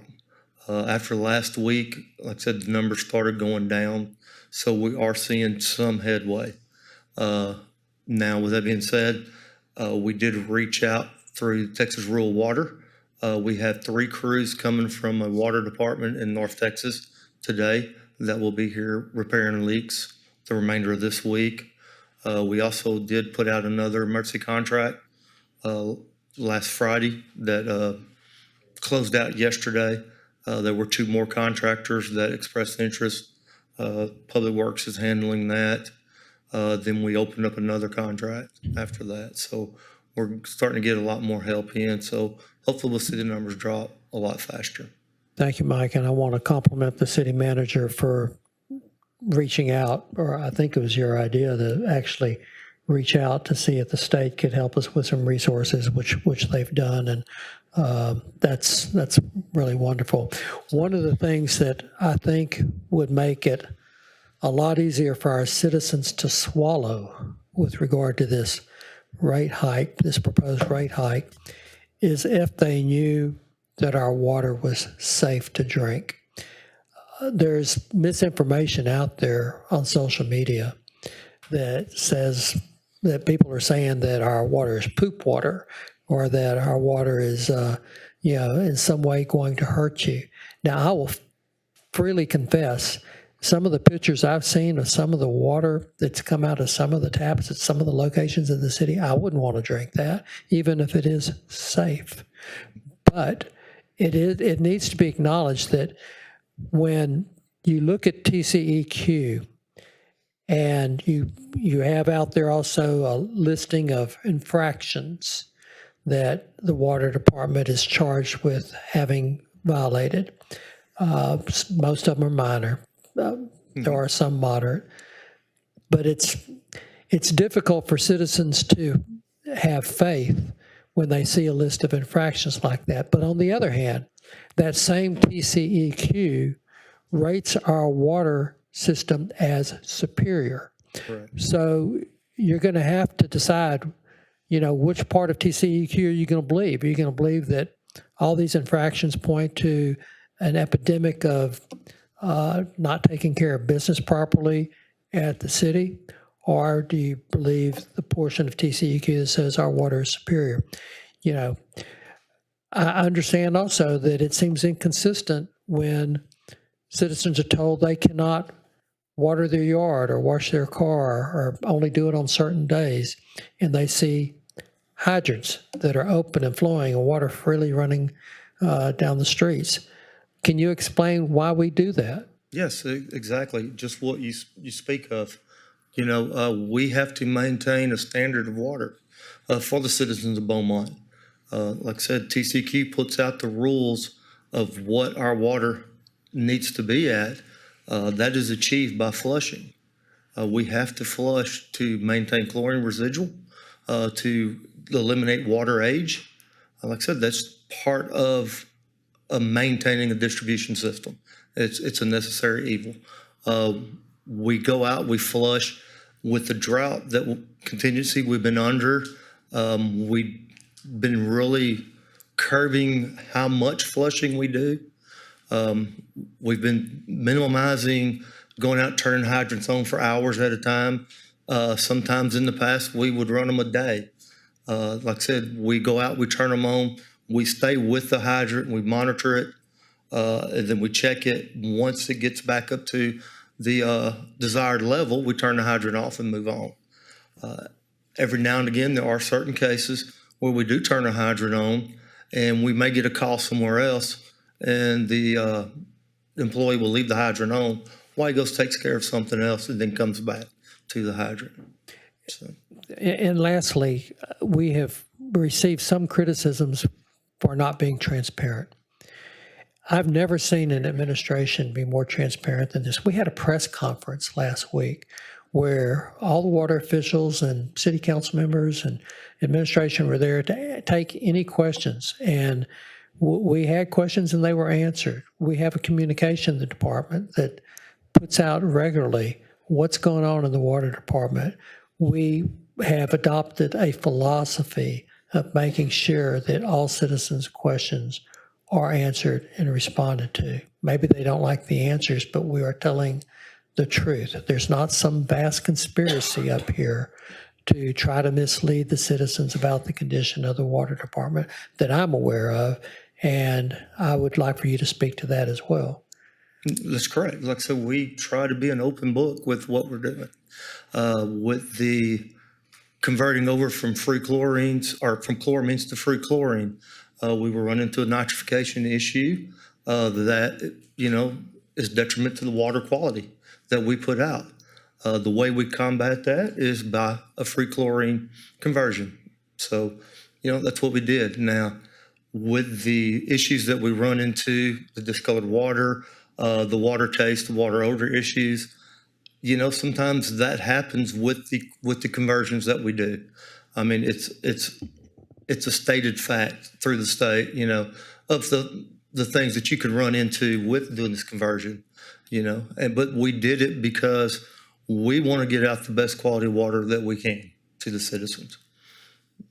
Councilman Philshaw, then Councilman Durio, then Councilman Turner. Bart, there's been a couple of times mentioned the brown water. Could we again address the chlorine dioxide program that's coming?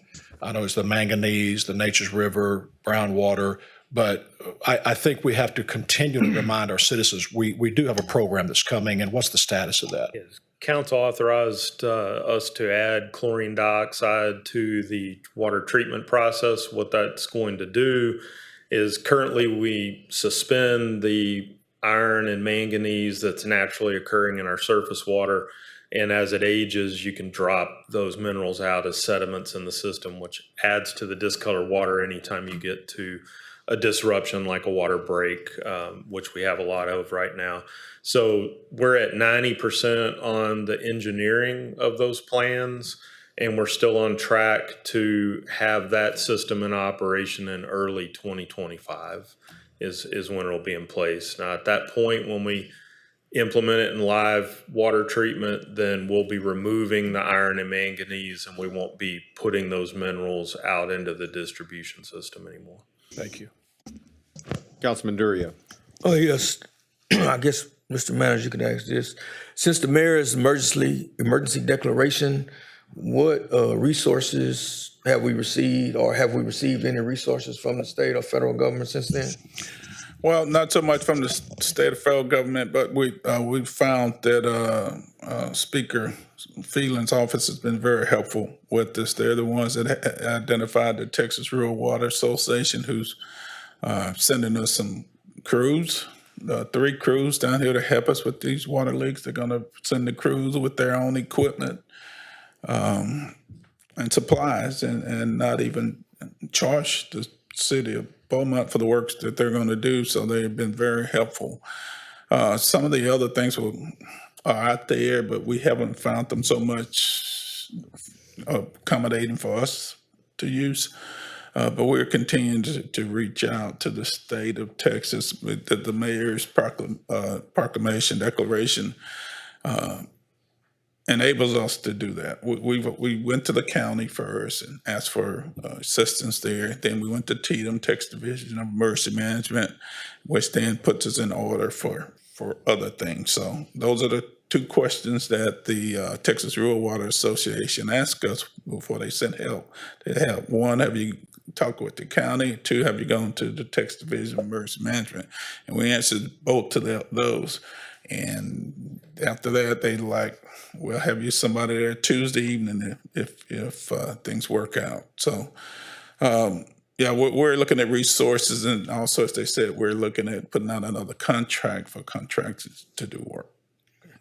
And Mike, I had people have asked me this question. I really didn't know. I wasn't sure, so I'm gonna ask you: the water that's leaking through the pipes that we see in the ditches, how much of that water goes back into our system, or does it all just go down the river? It all goes down to the river through the storm drains or the ditching.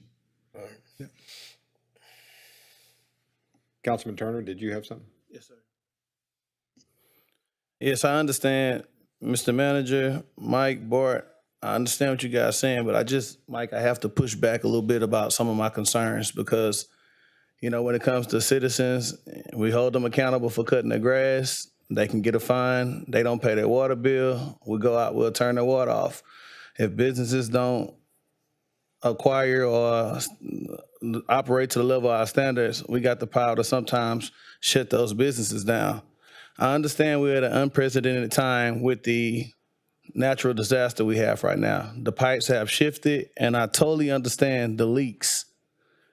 But what I have to push back on, and I'm not okay with, and I don't agree with, is the TCQ evaluation report that we got and some of the things we had an issue with. One was failure to maintain 0.5 milligrams of chlorine residual, failure to monitor nitrate and nitrate in the water distribution system, failure to perform routine maintenance, failure to document chemicals used at the water treatment plant.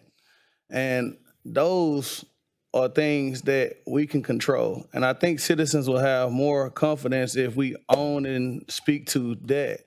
I understand the pipes bursting, but in the report, these are things that when we speak about rates, citizens get high heartburn when we don't speak to the things that we feel that on our end. So I kind of want to really be transparent and talk about what also we're doing, but what we didn't do well at. And I think citizens will feel a lot better when we talk about things like raised rates. I totally agree. We have to be accountable like anyone else, Councilmember Turner. And but it's where those notice of violations came from was a triannual inspection. Every 3 years they come in and inspect your system. And that's a result of that. And I'll let Bart address those more specifically. We should make sure, a lot of them are some of the things you said, but a lot of it is just, you don't weed eat around your fence. It's a lot of minor violations too. So I'm gonna let Bart talk to that and that inspection process, but absolutely. We'll work and we'll get those notice of violations down in the future.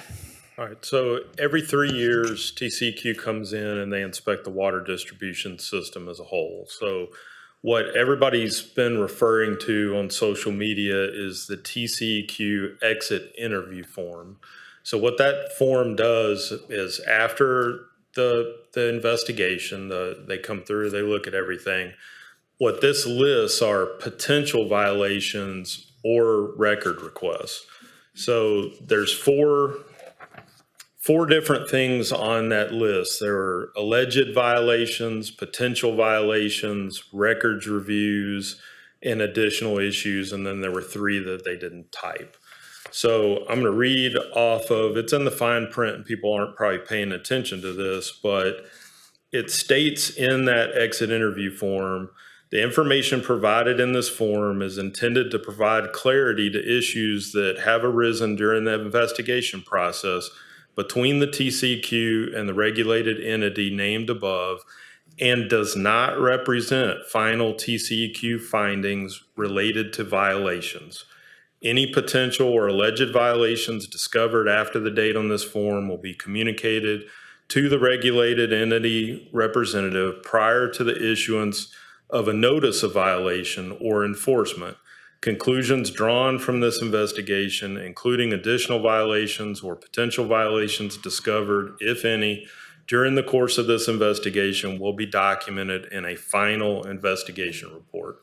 So there are no violations from this. There are things they noticed during this that they wanted additional records on. There's pieces they wanted additional information. There's investigative things where they want us to dig up and look at pipes in an area or things of that nature. There's also notice in here, one of the items is indicating that we have the southwest tank down for rehabilitation currently, and that when we bring it back up, it needs to be inspected. And yes, there are things like the failure to maintain chlorine residual, which we knew of at the time. That was at a sample station, and that was why we noticed that the chlorine was down.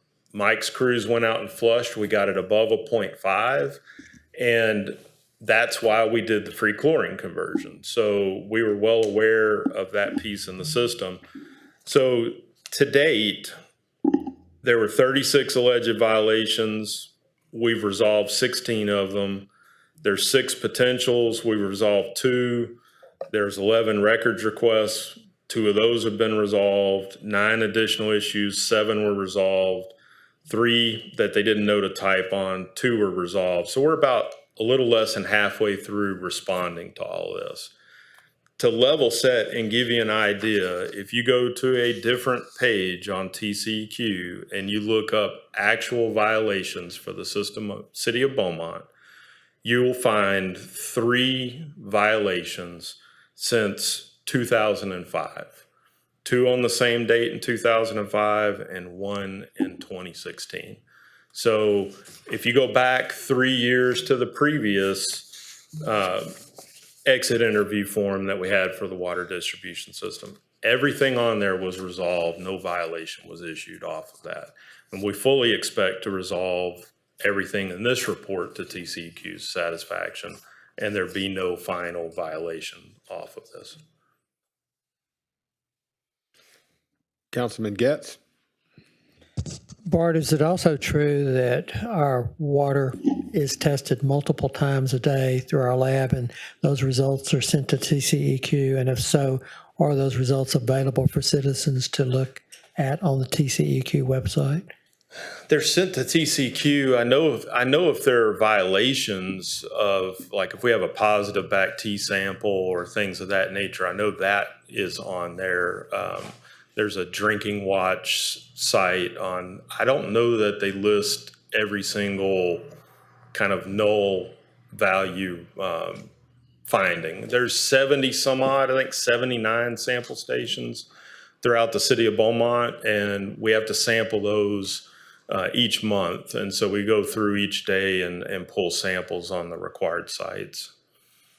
So when you have people out there on social media blasting these types of administrative reviews and kind of painting a picture that the sky is falling and that the city of Beaumont just doesn't know what they're doing with regard to our water department, how do you respond to that? This is a normal process. This is part of being transparent, is you're basically seeing the sausage made in terms of the water production system. So they come in, they inspect everything, they throw everything on the table that they have some concerns about, and then we have to respond to those concerns. And there are points of improvement along the way. There always are, but it's important to note we have no serious violations at this time. We have safe water. We have no bacteriological positives in the system, no boil water notices. It is safe, potable water, and as you noted, in a superior rated system. One last thing, Mr. Fears took the time to come here today and express his very justified concern about his business being shut down. Are we aware of anything that happened near his location that could have caused changes in pressure that might have caused the discoloration issue there? And if we don't know, could we send somebody out to investigate what's going on over at his place?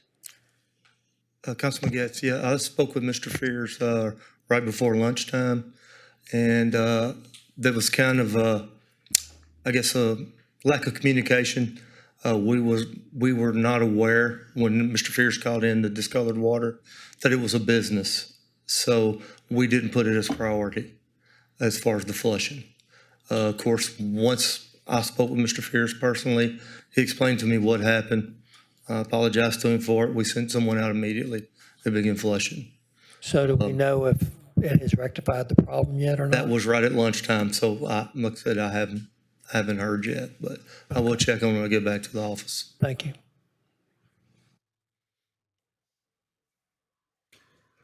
Thank you, Mike. Anybody else have questions for Mike? Mr. Harris? I did want to say one thing about the unaccounted for water. You know, a lot of it does come through your water main breaks, but also you have flushing that has a lot of unaccounted for water. Fires, any type you have any major fires, and also theft of service, and also inaccurate water meters. So like I said, it's unaccounted for water is not just underwater breaks.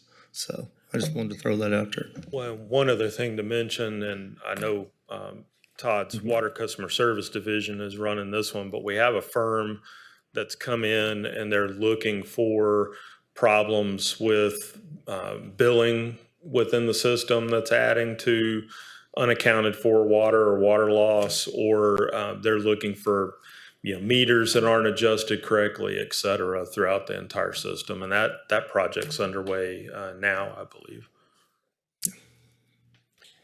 Councilman Neal?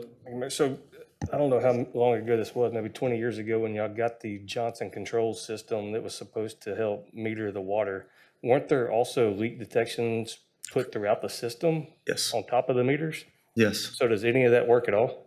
Very little of it works today. Through the years, over the 20 years, a lot of the sensors have failed and wasn't replaced. Did it ever work? I can't answer on that one, Taylor. As far as whenever we first got here, when I first got here, that wasn't working. I think only 2 people in the entire department knew how to operate it. One of the things that we looked at with our bond rating last year was to get that system up and operating. And we've been looking into the replacement of the sensors so we can utilize this leak detection system. Oh, thank you. Councilman Turner? We had a Corona Consulting come in and give us recommendations. We haven't yet had a follow-up with the council and the city to kind of see where we are as far as the recommendations, what's our progress. We paid for the study. I just kind of want to see where we are at based upon what they recommended. I think that would be good to do something in the future with the council to get an update on the recommendations and kind of where we at based upon the recommendations. Okay, we can get that on a soon-to-be council meeting. I can state that the first step to their recommendations was to implement the chlorine dioxide. So all the subsequent recommendations in the study were to be implemented post chlorine dioxide.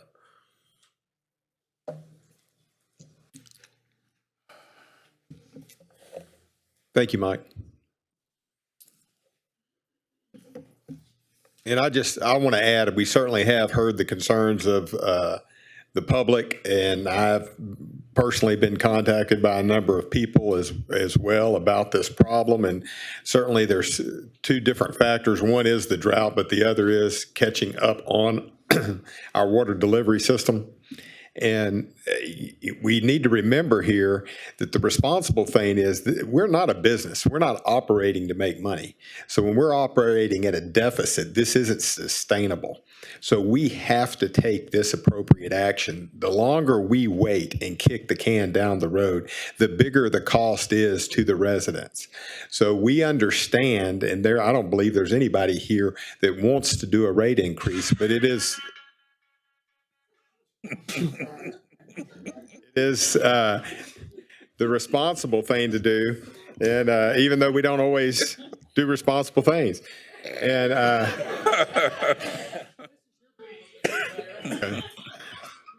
so I don't want people to think that we ignored your concerns.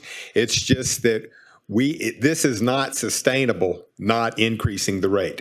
So we're going to have to increase the rate. And if we waited to increase the rate, it would only increase the rate more. And we must provide safe infrastructure to you, which we currently do, but we have challenges, and we're attempting all we can to meet those challenges and to catch up from in terms of past leak detection and all of those things, bringing that up to standards now. But I just wanted to address the fact that you have been heard, but it doesn't give us the option, or I don't feel like it gives me the option to be responsible and kick the can down the road and not vote for a rate increase. Any other discussion? All in favor of approving item number 6, please signify by saying aye. Aye. Any opposed? Opposed. Motion carried. May we have the reading of item number 7? Yes, council consider an ordinance amending section 22.05.214 of Code of Ordinances to increase landfill disposal fees by $1 per cubic yard effective October 1, 2023. And it comes with the recommendation of staff for approval of the ordinance. Is there a motion for item number 7? Move to approve. Is there a second for approval? Second. It's been moved and seconded. Any discussion on item number 7? All those in favor of approving item number 7, please signify by saying aye. Aye. Any opposed? The motion is carried. Mr. City Manager, may we have the reading of item number 8? Yes, Mayor. Council consider a resolution authorizing the city manager to execute change order number 5, accept maintenance, and authorize final payment to 2MEX Construction, LLC of Houston, for the street rehab sewer line pipe bursting project. And it comes with approval of the recommendation of approval. You got to turn this damn thing on. Officer, can you come and escort him out of here? Is there a motion for number 8, item number 8? Move to approve. Motion, is there a second? Second. It's been moved and seconded on item number 8. Any discussion? All those in favor of approving item number 8, please signify by saying aye. Aye. Any opposed? The motion carries. May we have the reading of item number 9? Council consider a resolution authorizing the city manager to award a contract to King Solution Services, LLC of Houston, for the street rehab phase 5 sewer line replacement project. And it comes with the recommendation approval of the resolution. Is there a motion for item number 9? Move to approve. Second. It's been moved and seconded. Any discussion on item number 9? All those in favor of approving item number 9, please signify by saying aye. Aye. Any opposed? The motion is carried. Mr. City Manager, we have the reading of item number 10, please. Council to consider the adoption of the disaster declaration issued by the mayor on September 8th, 2023. Is there a motion for item number 10? Move to approve. Second. Moved and seconded. Any discussion on item number 10? All in favor of approving item number 10, please signify by saying aye. Aye. Any opposed? The motion is carried. Mr. City Manager, would you please take us into the work session? Thank you, Mayor. Council to conduct a work session to review and discuss amendments to gaming site regulations and licensing. And Assistant City Manager Chris Boone is coming to discuss it. Mayor and Council, good afternoon. The purpose of today's work session is to review and discuss proposed changes to the gaming ordinance. Go ahead.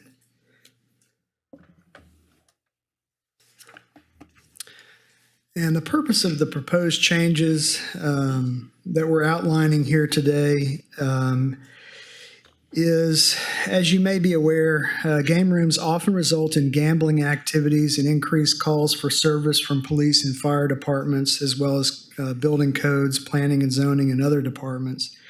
In fact, since the enactment of the original gaming ordinance back in 2014, thousands of calls have been made to these sites at a pretty high cost to the city. And so as such, the intent of the proposed amendments is to increase city oversight of game rooms and their operators in order to improve public safety, and that oversight. Again, we want to help try to insulate the community from the negative effects of these uses by decreasing concentration of the establishments through distance requirements. And as mentioned earlier, we've calculated the costs to the city departments in enforcing the current regulations, and they exceed $500,000 per year for enforcement. The permit requirements that we're proposing, what we're asking in the proposed ordinance is that only game room owners may apply for application for game rooms. So in other words, not a second party or an operator. Each application shall include such things, of course, as the application, location, site plan, inventory list of machine, but also certified background checks on all owners. And this is important because we want to check to make sure that an owner has not been convicted of a crime falling under Chapter 47 of the Texas Penal Code or a crime of moral turpitude within 10 years prior to date of the application. Additionally, if an owner or operator included in an application has ever been associated with a site that has had a permit revoked for any reason, the application would be denied. Each gaming permit would be valid for 1 year. Go ahead, Tina.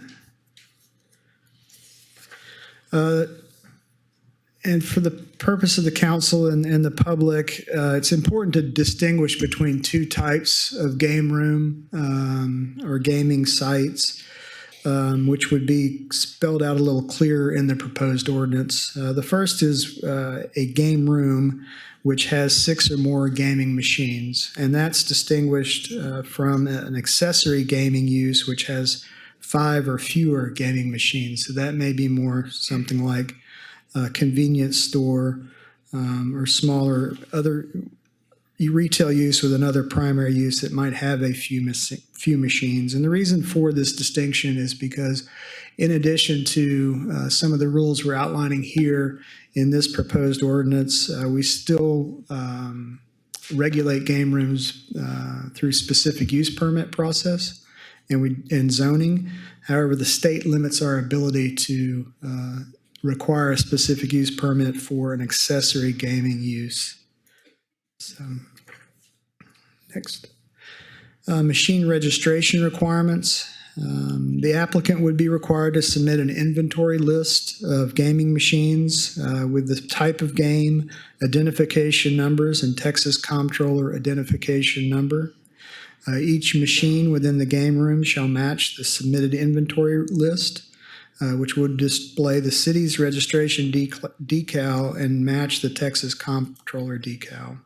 Any changes to the inventory list should be submitted to the game room permit administrator and subject to the applicable fees and inspection. A penalty would be assessed against each unregistered machine found to be in operation at a game room. The process would be fairly similar to the current process in that the applications would be made to Planning and Community Development Department. Initiating the review process would include zoning, building code, and other reviews. However, we're adding up to 3 inspections by the fire department in order to ensure compliance with all the requirements. Operating hours, we would propose that operating hours be from 10 p.m. To 9 a.m. every day for game rooms, as well as 10 p.m. to 9 a.m. for accessory game rooms. In addition, as mentioned prior, we have had many calls for service from PD and fire and building codes and zoning for these types of uses. So as we're proposing here, we would request that windows must be unobstructed at all times so that you could see into the game room. In addition, we're asking that all sites with gaming machines have closed caption or CCTV camera systems and or security monitoring systems at the owner's expense in order to record activities going on. Again, the reason behind that is call for service. Next, we would prohibit game room memberships, and this is patterned off after a variety of other codes we've reviewed. This is a significant change from the existing code that was adopted back in 2014, and this is prohibited locations. Again, as I mentioned earlier, game rooms still require zoning review and a specific use permit. You've seen many of those applications come through our process. But under the current ordinance, we do require a 300-foot setback from churches or houses of worship, hospitals, and schools. Under the proposed changes, what we're requesting is a 600-foot setback from schools, childcare facilities, churches, hospitals, as well as residential zoning districts, as well as a 1,000-foot setback from an existing game room. And this is a little hard to read in this map, but the pink area would be the areas of the city that would be excluded currently based on the location of zoning, residential zoning, as well as existing game rooms. But you can see if you look closely, there are parts of the city, more commercial areas or light industrial areas that might be eligible to locate. Regulatory enforcement license fees and badges, and we'll talk about the fees specifically here in a second, but the regulatory enforcement license fee is implemented to cover the cost of issuing permits, regulating game rooms, inspections, and all other activities necessary to determine whether the provisions of the article are complied with. These fees are annual and due during the permit renewal process. Fees and occupation taxes will be levied on all machines on site, whether they are in operation or not. All game room owners and operators shall be required to secure an ID badge issued from the city annually following the completion of all background checks. The badges are site-specific, personal to the holder, and not transferable. And then finally, these are the proposed fees. The gaming locate form fee, $60, application fee, $3,000, renewal fee, annual, $3,000, occupation tax per machine, $15, replacement decals, $50, the regulatory enforcement licensing fee that I spoke of a minute ago, $700 per machine, reinspection fee of $150, the initial ID badge per fee, per person is $120, and the replacement would be $100. So that, in summary, is what we're proposing, and I would say that the proposals that we're putting forth are the result of a working group that's comprised of the Planning Community Development Department, Building Codes, the Police Department, Fire Department, and of course our Legal Department. And so we've been meeting on this, and quite frankly, we've been meeting on it off and on for many years since the original enactment to try to get a handle on some of the issues that we're having. But again, as mentioned, significant changes to the fees. We're just really trying to cover our costs for enforcement. But with that, are there questions? Councilman Felshaw. Thank you, Mayor. Chris, thank you for this presentation. Great job. Since I've been on council, the position of planning and zoning and of this council has been less than friendly to gaming rooms. By bringing this to us, we're not telegraphing that position has changed. You're just trying to manage and mitigate what we already have in place. And do you know the number of gaming rooms that we presently have in Beaumont? Yes, sir. We have currently 83 total, 13 game rooms, full-size game rooms, and then 70 accessory game rooms. To your point, again, we're not trying to telegraph anything. We're just trying to cover our costs, manage the impact that these uses have on the surrounding uses around them. I will say that that's been a kind of a common point of discussion amongst us, is because I would say our fee structure has been so low, and some of our regulations may have been a little bit less restrictive than other communities, maybe surrounding, that we may have gotten more than our fair share of uses. So again, we're trying to rectify that. Thank you. Yes, Yes, sir. And to that point, the legislator hasn't determined that these are illegal businesses, but they do create specific nuisances to the area. So the comptroller of the law does allow for cities to have fees associated with their expenses and costs. So they're not intended to profit, but it's intended to be self-funding in the fact that whatever it takes to have these enforcement with inspections required by police and fire, that these fees would support those efforts. And currently, our current fee structure does not allow for that. And I think we're operating at a severe deficit. Yes, ma'am. Councilman Turner. What was our fee prior to this $3,000 fee increase? So if you recall, when we first brought the initial, and it wasn't before this exact council, this was several years ago when we first encountered having game rooms. We had several unpermitted game rooms in the system, and it was recommended to the council that we start a permitting process.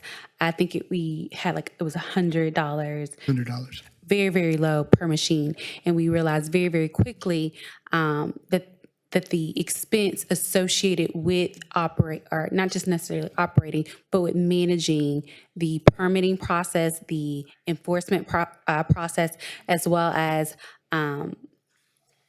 just the overall upstairs processing was overwhelming for staff.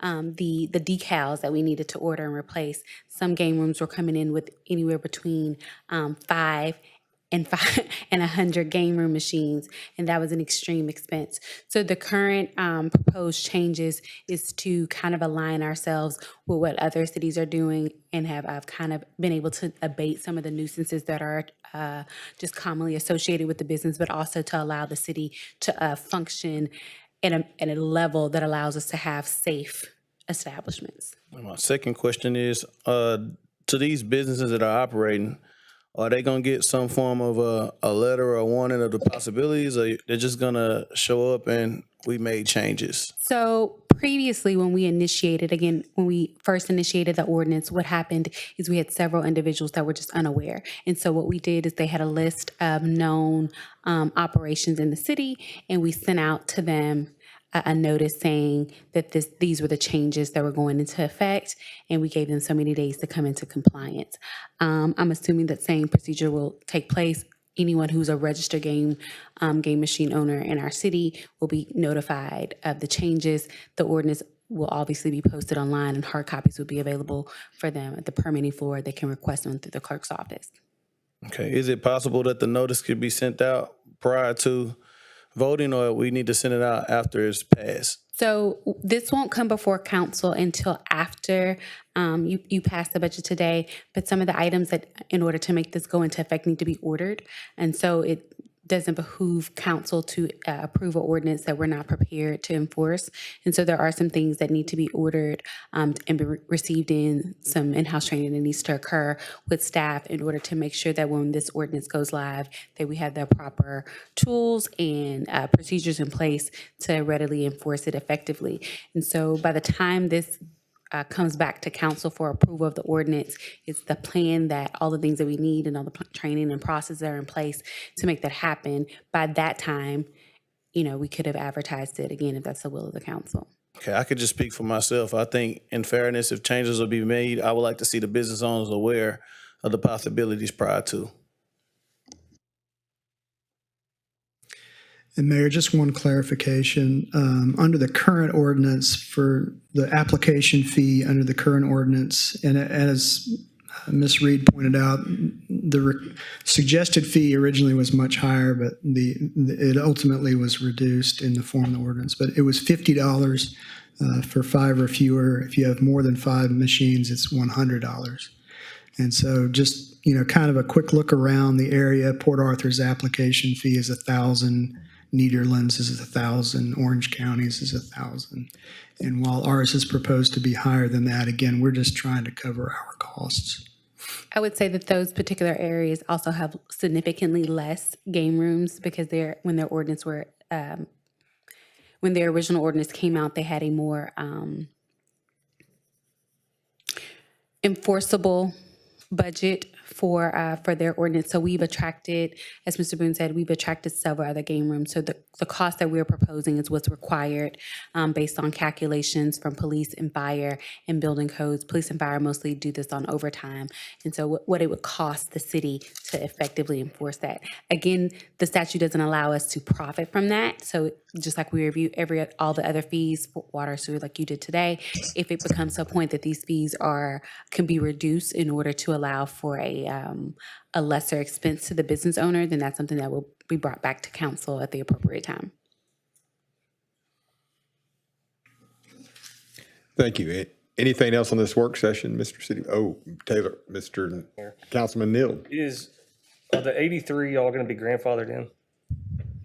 Grandfathered in as it relates to location, or grandfathered in as it relates to fees? Because as it relates to location, all of those 83 that are currently permitted are already in compliance with the previous ordinance, and not a lot changed as to that in terms of where they could be. If it's an unpermitted game room, then they have no protection. So the new ordinance is going to be a 600-foot distance versus what's the original? 1,000 versus 300. Well, excuse me, 600. Let me read it so that everyone's clear. Can you go back to that slide? Yeah. I think it's 600. Yeah, 600, but we changed it from just church and schools. Let me see. Okay, that one, 600 foot. So how did you come up with 600 feet? And to answer that question, they would be grandfathered. But if they allow their permit to lapse or their permit is revoked, they would lose that grandfather status. And if they sold the business, they would lose their grandfather status. So as long as it's the existing owner in the existing location and they've met all requirements and maintained certificate of occupancies in their gaming permit, they would be grandfathered. So right now the ordinance is 300 feet and you're moving it to 600? Yes. So how did you come up with 600 feet? Well, we looked at a variety of ordinances, and we just felt like in terms of, in other words, 300 feet is roughly a block, whereas 600 feet is roughly 2 blocks. So we felt like having an additional block buffer from these uses would be advisable. Could you make it longer? We certainly could. We don't want to set the distance where it excludes basically citywide. Okay. I mean, 600 feet just still seems close to a residential neighborhood.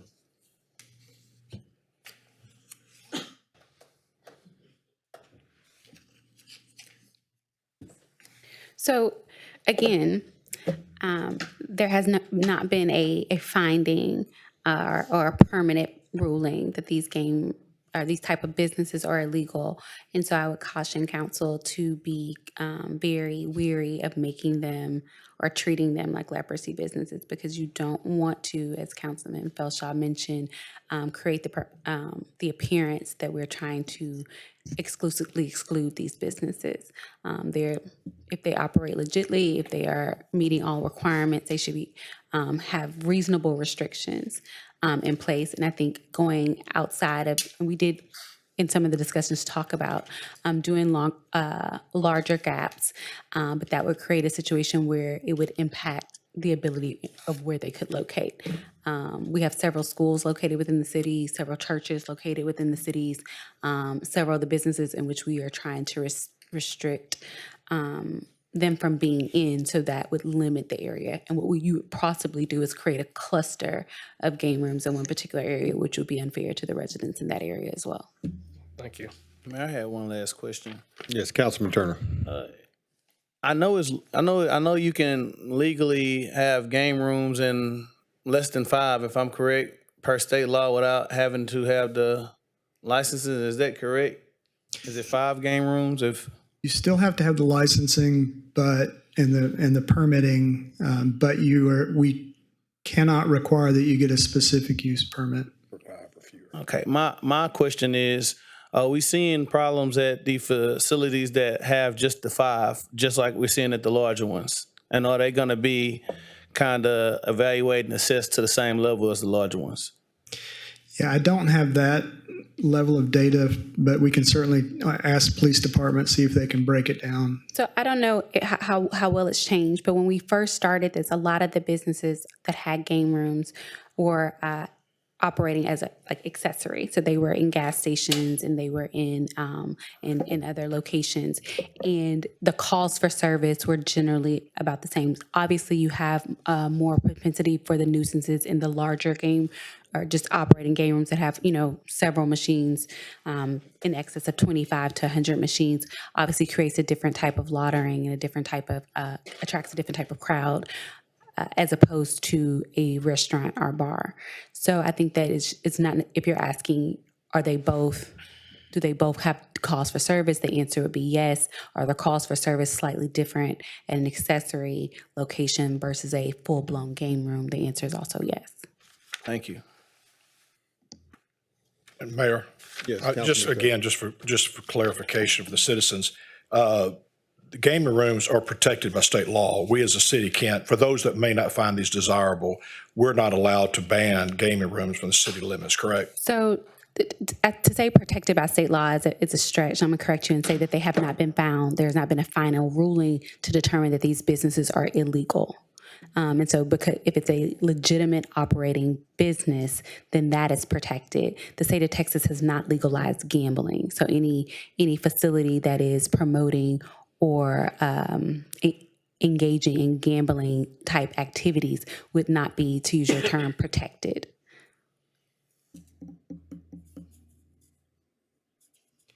Okay. Point being, though, we can't ban these from our city limit. You cannot ban a legitimate business. Yes. Thank you. Anything else, Mr. Boone or Mr. Williams, on the work session? Thank you. Okay. No, sir. At the close of the city council meeting, the council will hold an executive session to discuss or deliberate economic development negotiations in accordance with section 551.087 of the government code, to which specifically projects Lindy, Gemstone, and Zero. Now is the time for any citizen who has not already spoken. If you would like to make public comments, you should have signed up at the kiosk at the back of the room. The city clerk will call your name. When it is your time to speak, when you approach the podium, please state your city and state. You'll have 3 minutes. The green light will come on when you approach the podium, and the red light will come on when your time is up. I don't have any, Mayor. Okay, thank you. Now we're going to have council member comments, and we'll start with Councilman Durio. Oh, thank you, Mayor. Just a couple of things. We had a comment on 4th Street. And when that project first started, I think we said it was going to be a 1-year project, and it started in April. So it's still got a ways to go.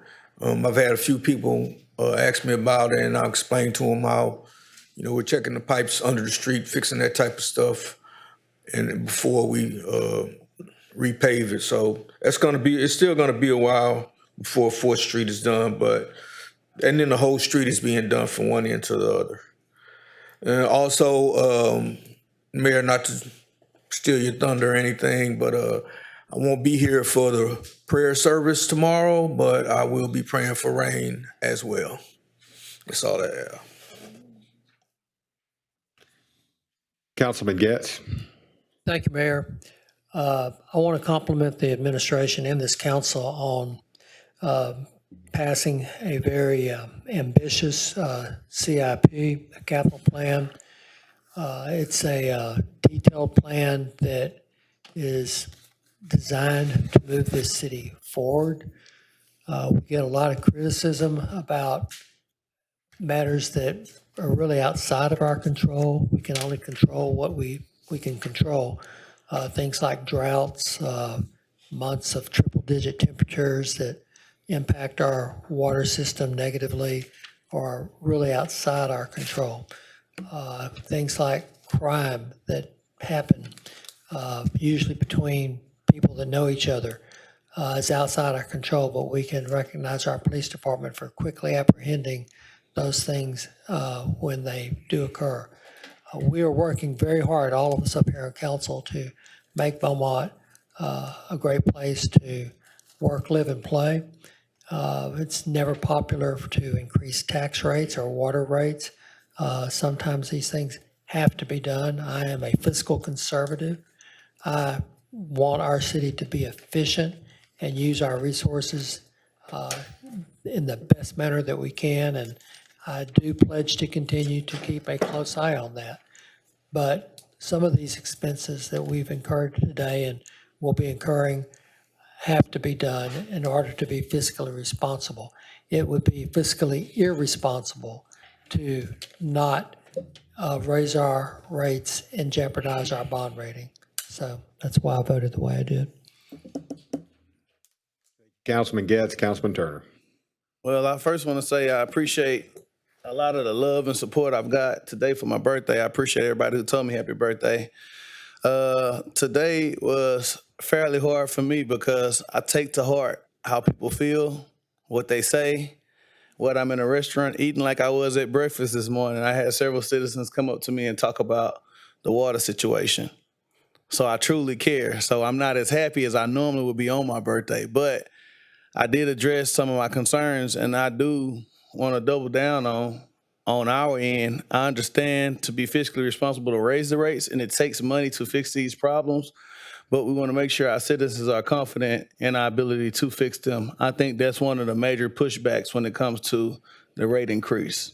But I support it because I know we have to spend money in order to approve things. But I also would like to see more support and accountability on our end for what we know we can control and do better. And I think that will put a lot of citizens at ease. Outside of that, I'm in a pretty good place. I think when we ask for information, I would like to see a timeline on things. I think it's kind of hard to be responsible and make adequate decisions when you ask for documentation. And the answer is it'll take time. How much time? And I just know it's real easy for me to have a better understanding, and I won't keep asking over and over again if I have a rough timeline of when I get it, because I probably won't forget. But outside of that, I'm thankful for how hard our city has been working. Mike, I know it's been tough on you guys lately, and I see you guys out there, and I just need you, let's weather the storm. Let's keep going. I think we'll be fine. All right. Thank you, Councilman Turner. Councilman Felshaw. Thank you, Mayor. Perhaps it has been a tough day on some of the decisions that we have to make as leaders. But as been mentioned, we don't take this lightly, but it is necessary. But we take it to heart, and it's not done, as I mentioned, lightly. Congratulations to Lamar University, 100 years. Thank you for your service to our community, educating the next generation. We appreciate everything that Lamar does for us. Thank you, Mayor. Thank you, Councilman Felshaw. Councilman Samuel. Okay, thank you, Mayor. I did receive a message while this meeting has been going on. Someone asking me why am I so quiet about what's going on with our water and water rates. And I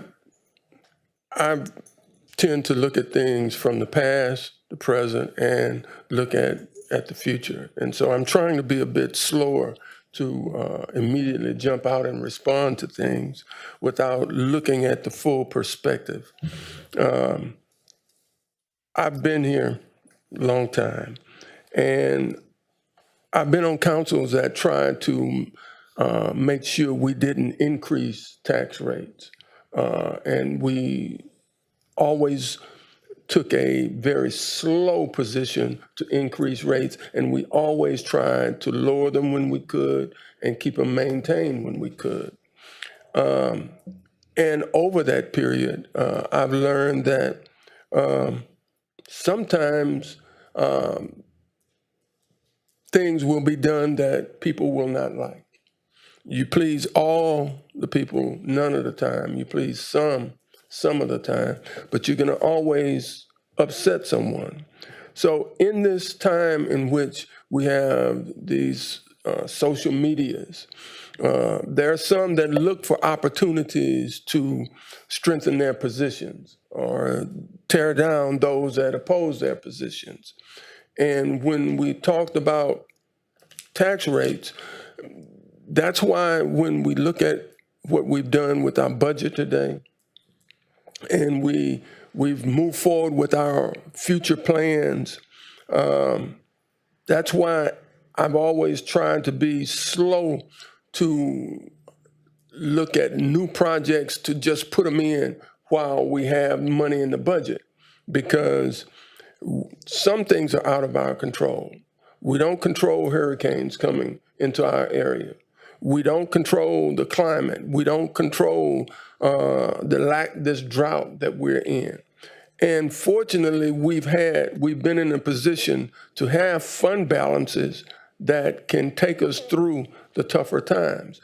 And for that, I say thank you. I appreciate the manager and the position that you've taken. But more importantly, I appreciate the staff, particularly those in administration, our department heads. You've tried to be transparent. You've tried to let it be known, and when you've had needs, you've spoken them. And when there were things that needed to be done that was not being done, you asked. So I'm an attorney by profession.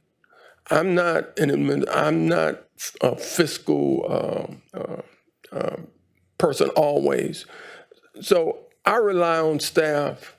I rely on the city manager having a good staff that can give you recommendations. So I want all of the staff to understand that I appreciate you. These were tough times. It was a lot of work that went into preparing this budget, and you're not going to please everybody, but you did, and you presented what you felt was the best thing to do. I don't think this city staff or any of the legislators or administrators have lacked transparency. But we have to be cautious about what we say and do to make sure that there's a true understanding. Because with the TCEQ, they're going to make sure the general public is safe. And if they are not, they're going to fine you. But there's a difference between a charge and a finding. And you have many of those out there that because they saw these alleged violation charges, they took that to be factual, and when in fact much of it was investigatory. So I just say thank you to the staff for helping bring clarity and being transparent. And thank you, Ken, Mr. Manager, for putting together and working with this team and putting your trust in these department heads and these team members. That's what makes Beaumont great. We've made some decisions over the past. We've been in a good position fiscally. We've had good, sound budgets. And you've projected when we would have problems. And we knew our fund balances were in a position that was questionable. And now we've had that perfect storm. The heat, the drought, fires, water line breaks, all of this is happening. But that's why many times you told us, well, we really shouldn't do that right now. I didn't always understand it, but when it came down to the brass wire, I do now. So I just say thank you, and I want staff to know that I appreciate everything you do, and we have great staff members. Mike, thank you for what you're doing. You know what, we've been expecting some of this, but not like it is. But we continue to try to replace our systems. We're working with our wastewater system. We're working with our freshwater system. We're working with our drainage system. We're doing all these things. And we're doing it trying to balance the amount of funds that's needed to do it and do it in a manner that we don't hurt our budget, whereby it will impact us with our ratings. So I say thank you. And that's all I have to say. Thank you, Councilman Samuel. Councilman Neal. Comment, Mayor. The city attorney. First, I'd like to say happy birthday again to Mayor Pro Tem Turner. Hope you have a great day. Wish you many more. Also, congratulations to my alma mater, Lamar University, on 100 years. And I'd also like to recommend the fire department. They hosted the Allen Heroes from an active shooter event last week in a luncheon at the Fire Museum, and it was really, really nice. And it was so nice to meet the individuals who, on a daily basis, are sometimes overlooked for their heroism. Just regular guys, just doing their job. But they really did an amazing job with that, and so I appreciate our city and our fire department for recognizing them. And then lastly, on a more exciting note, we have a new business downtown. It's right next to Chuck's in the old Zell building. It's called a Cells, and it's a fabulous boutique. And I'm really excited to see that as we invest, the city invests in our downtown improvement, that business owners are trusting our vision and our plan and are moving back into downtown. The owners are amazing and fabulous and have really, really great products. She dressed me for the mass reunion for Westbrook, and that was my dress. And I just think that if we continue to say that we want to see improvement in our downtown, we need to continue to shop local. We need to continue to patronize those businesses. First Thursdays is an amazing opportunity to do that. You can have dinner at Catherine's, shop by Ella and Scott, and then swing back downtown and stop at a Shell. So I just want to encourage everyone to do that.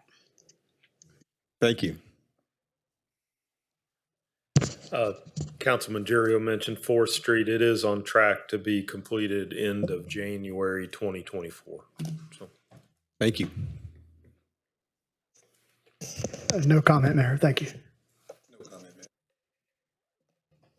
I'd like to quickly thank Councilman Samuel for your comments, and I too want to thank my staff. We were shorthanded. We have first-year people, and it was a tough budget year. They worked a lot of long hours and weekends, so I'd like to personally thank Amy, the budget officer, Cheryl, our controller, and Bridget, our deputy controller, and all the work that they did. Thank you. Mr. City Manager. I'd like to thank this city council for the work that you've done and for the budget you've put together. I'd like to thank you for the collaboration and getting this done. It's not easy. It's not nearly easy when you're talking tax rates and water rates and all of that. You participated from the beginning. You had trust in the process. You provided the feedback on the things that you wanted to see. You wanted the fiscal responsibility. Once I heard that, I know how to fix it. So I just ask you going forward, if there's some things that you want to see, don't hesitate in sharing it with us. You know, Chris, you and Mike got pavilions out of the deal. AJ got artwork and everything else, of course. And when you just got everything. You've been here so long, you've seen it all, so it's great. And so thank you for joining us, Mayor. But I'd just like to, again, sincerely thank the City Council for working together to get this done, to get a good working document going forward with the city. I'd like to thank staff for the work that they've done. Everybody worked hard. Everybody sacrificed. We made some tremendous cuts, and no one complained. Nobody, screamed and kicked and say, no, I can't do this. They worked well together. I'd like to thank Todd and his staff for the work that they put on this budget. It's a lot of work. It's a lot of behind the scenes work and paperwork, and it can be really nerve-wracking, trying to accommodate staff, trying to accommodate a city manager's request, trying to accommodate what council's saying for sure. Because I have to respond to everybody. So when that happens, I have to put it on them. June and Chris worked really well on this process too, and working with their people. So I thank everyone, and Bart too. So thank you for that. Happy birthday, Councilmember Turner. Keep counting birthdays, you'll get older, so watch out. Likewise, the water situation. I'll just say that we've been working diligently on this water issue. We're very sincere and pointed in what we're doing. This whole thing came about because the city wanted to do what was best for its citizens. It came about because they wanted to make sure the water was disinfected properly. That was the chloramine issue. It wasn't to do other things. It was to make sure the water was safe. And that's what we're doing, making sure the water is safe and it is being safe. Of course, the drought and heat contributed to that greatly. As again, everyone said, that's out of our control. We can't control those things, but we can just manage them as best as we can. And I think we've done a good job of managing this disaster, actually, that we're not finished with yet. So we are getting resources in. We've stabilized our system. We're running about, 38 millions or so a gallon a day now, Bart, where we were up to 44. What the system that's probably designed to run 45. We were running over 44 million gallons a day. So we're in a good place. We want citizens to know. We know their concerns. We're responsive to what they do. Just let us know what you're experiencing out there, and we will get to it as quickly as possible. I'd like to thank the Texas Rural Water Association for getting those crews down here. That was great. You're sending crews down here with equipment at no charge to the city. That's pretty awesome. Having people who, fellow Texans who pitch in and want to help with that situation. So I'd like to thank them too. That's all I have, Mayor. All right. And folks, I want to let you know that on the website, we're going to have new proclamation guidelines that will be there so you'll be able to request proclamations online, and the guidelines will be there on how those will be. They go into effect October 1st. Also on October 1st, citizens will only, all the comments will be at the beginning of the meeting, and that will begin on October 1st, which we've been doing. I certainly want to thank our city management, our city manager, finance office, and all their hard work during this time, and certainly Public Works and Mike Harris, Bart, y'all have been doing a great job. And it's still going on every day, and we appreciate that. Certainly thanks for Speaker Phelan and for the rural water. And I've got to give a shout out to Chris Boyd, who's with Mustang Special Utility District, who they're the ones sending the crew. He's the general manager, and his tie here is that his son plays on the offensive line at Lamar University. So that is another time we're certainly grateful for Lamar and all that they do for our community. And do want to invite everybody that is able to come to the prayer gathering that we have at 10 a.m. in front of City Hall tomorrow, praying for rain. And I'm now going to finish up and let Councilman Turner, on his birthday, have the last word before we recess. I promised the Lamar University students, I spent 3 hours with them this morning. I promised I would shout out LU Crew TV. I spent some time up there letting them interview elected officials and learn how to have relationships with elected officials. So I promised them I would shout them out. Angel St. One of their instructor, and those kids were pretty motivated, excited, and they asked me, tough questions. So I just wanted to thank them for the time this morning. I really enjoyed spending that time with them this morning on my birthday. We are now recessed into executive session.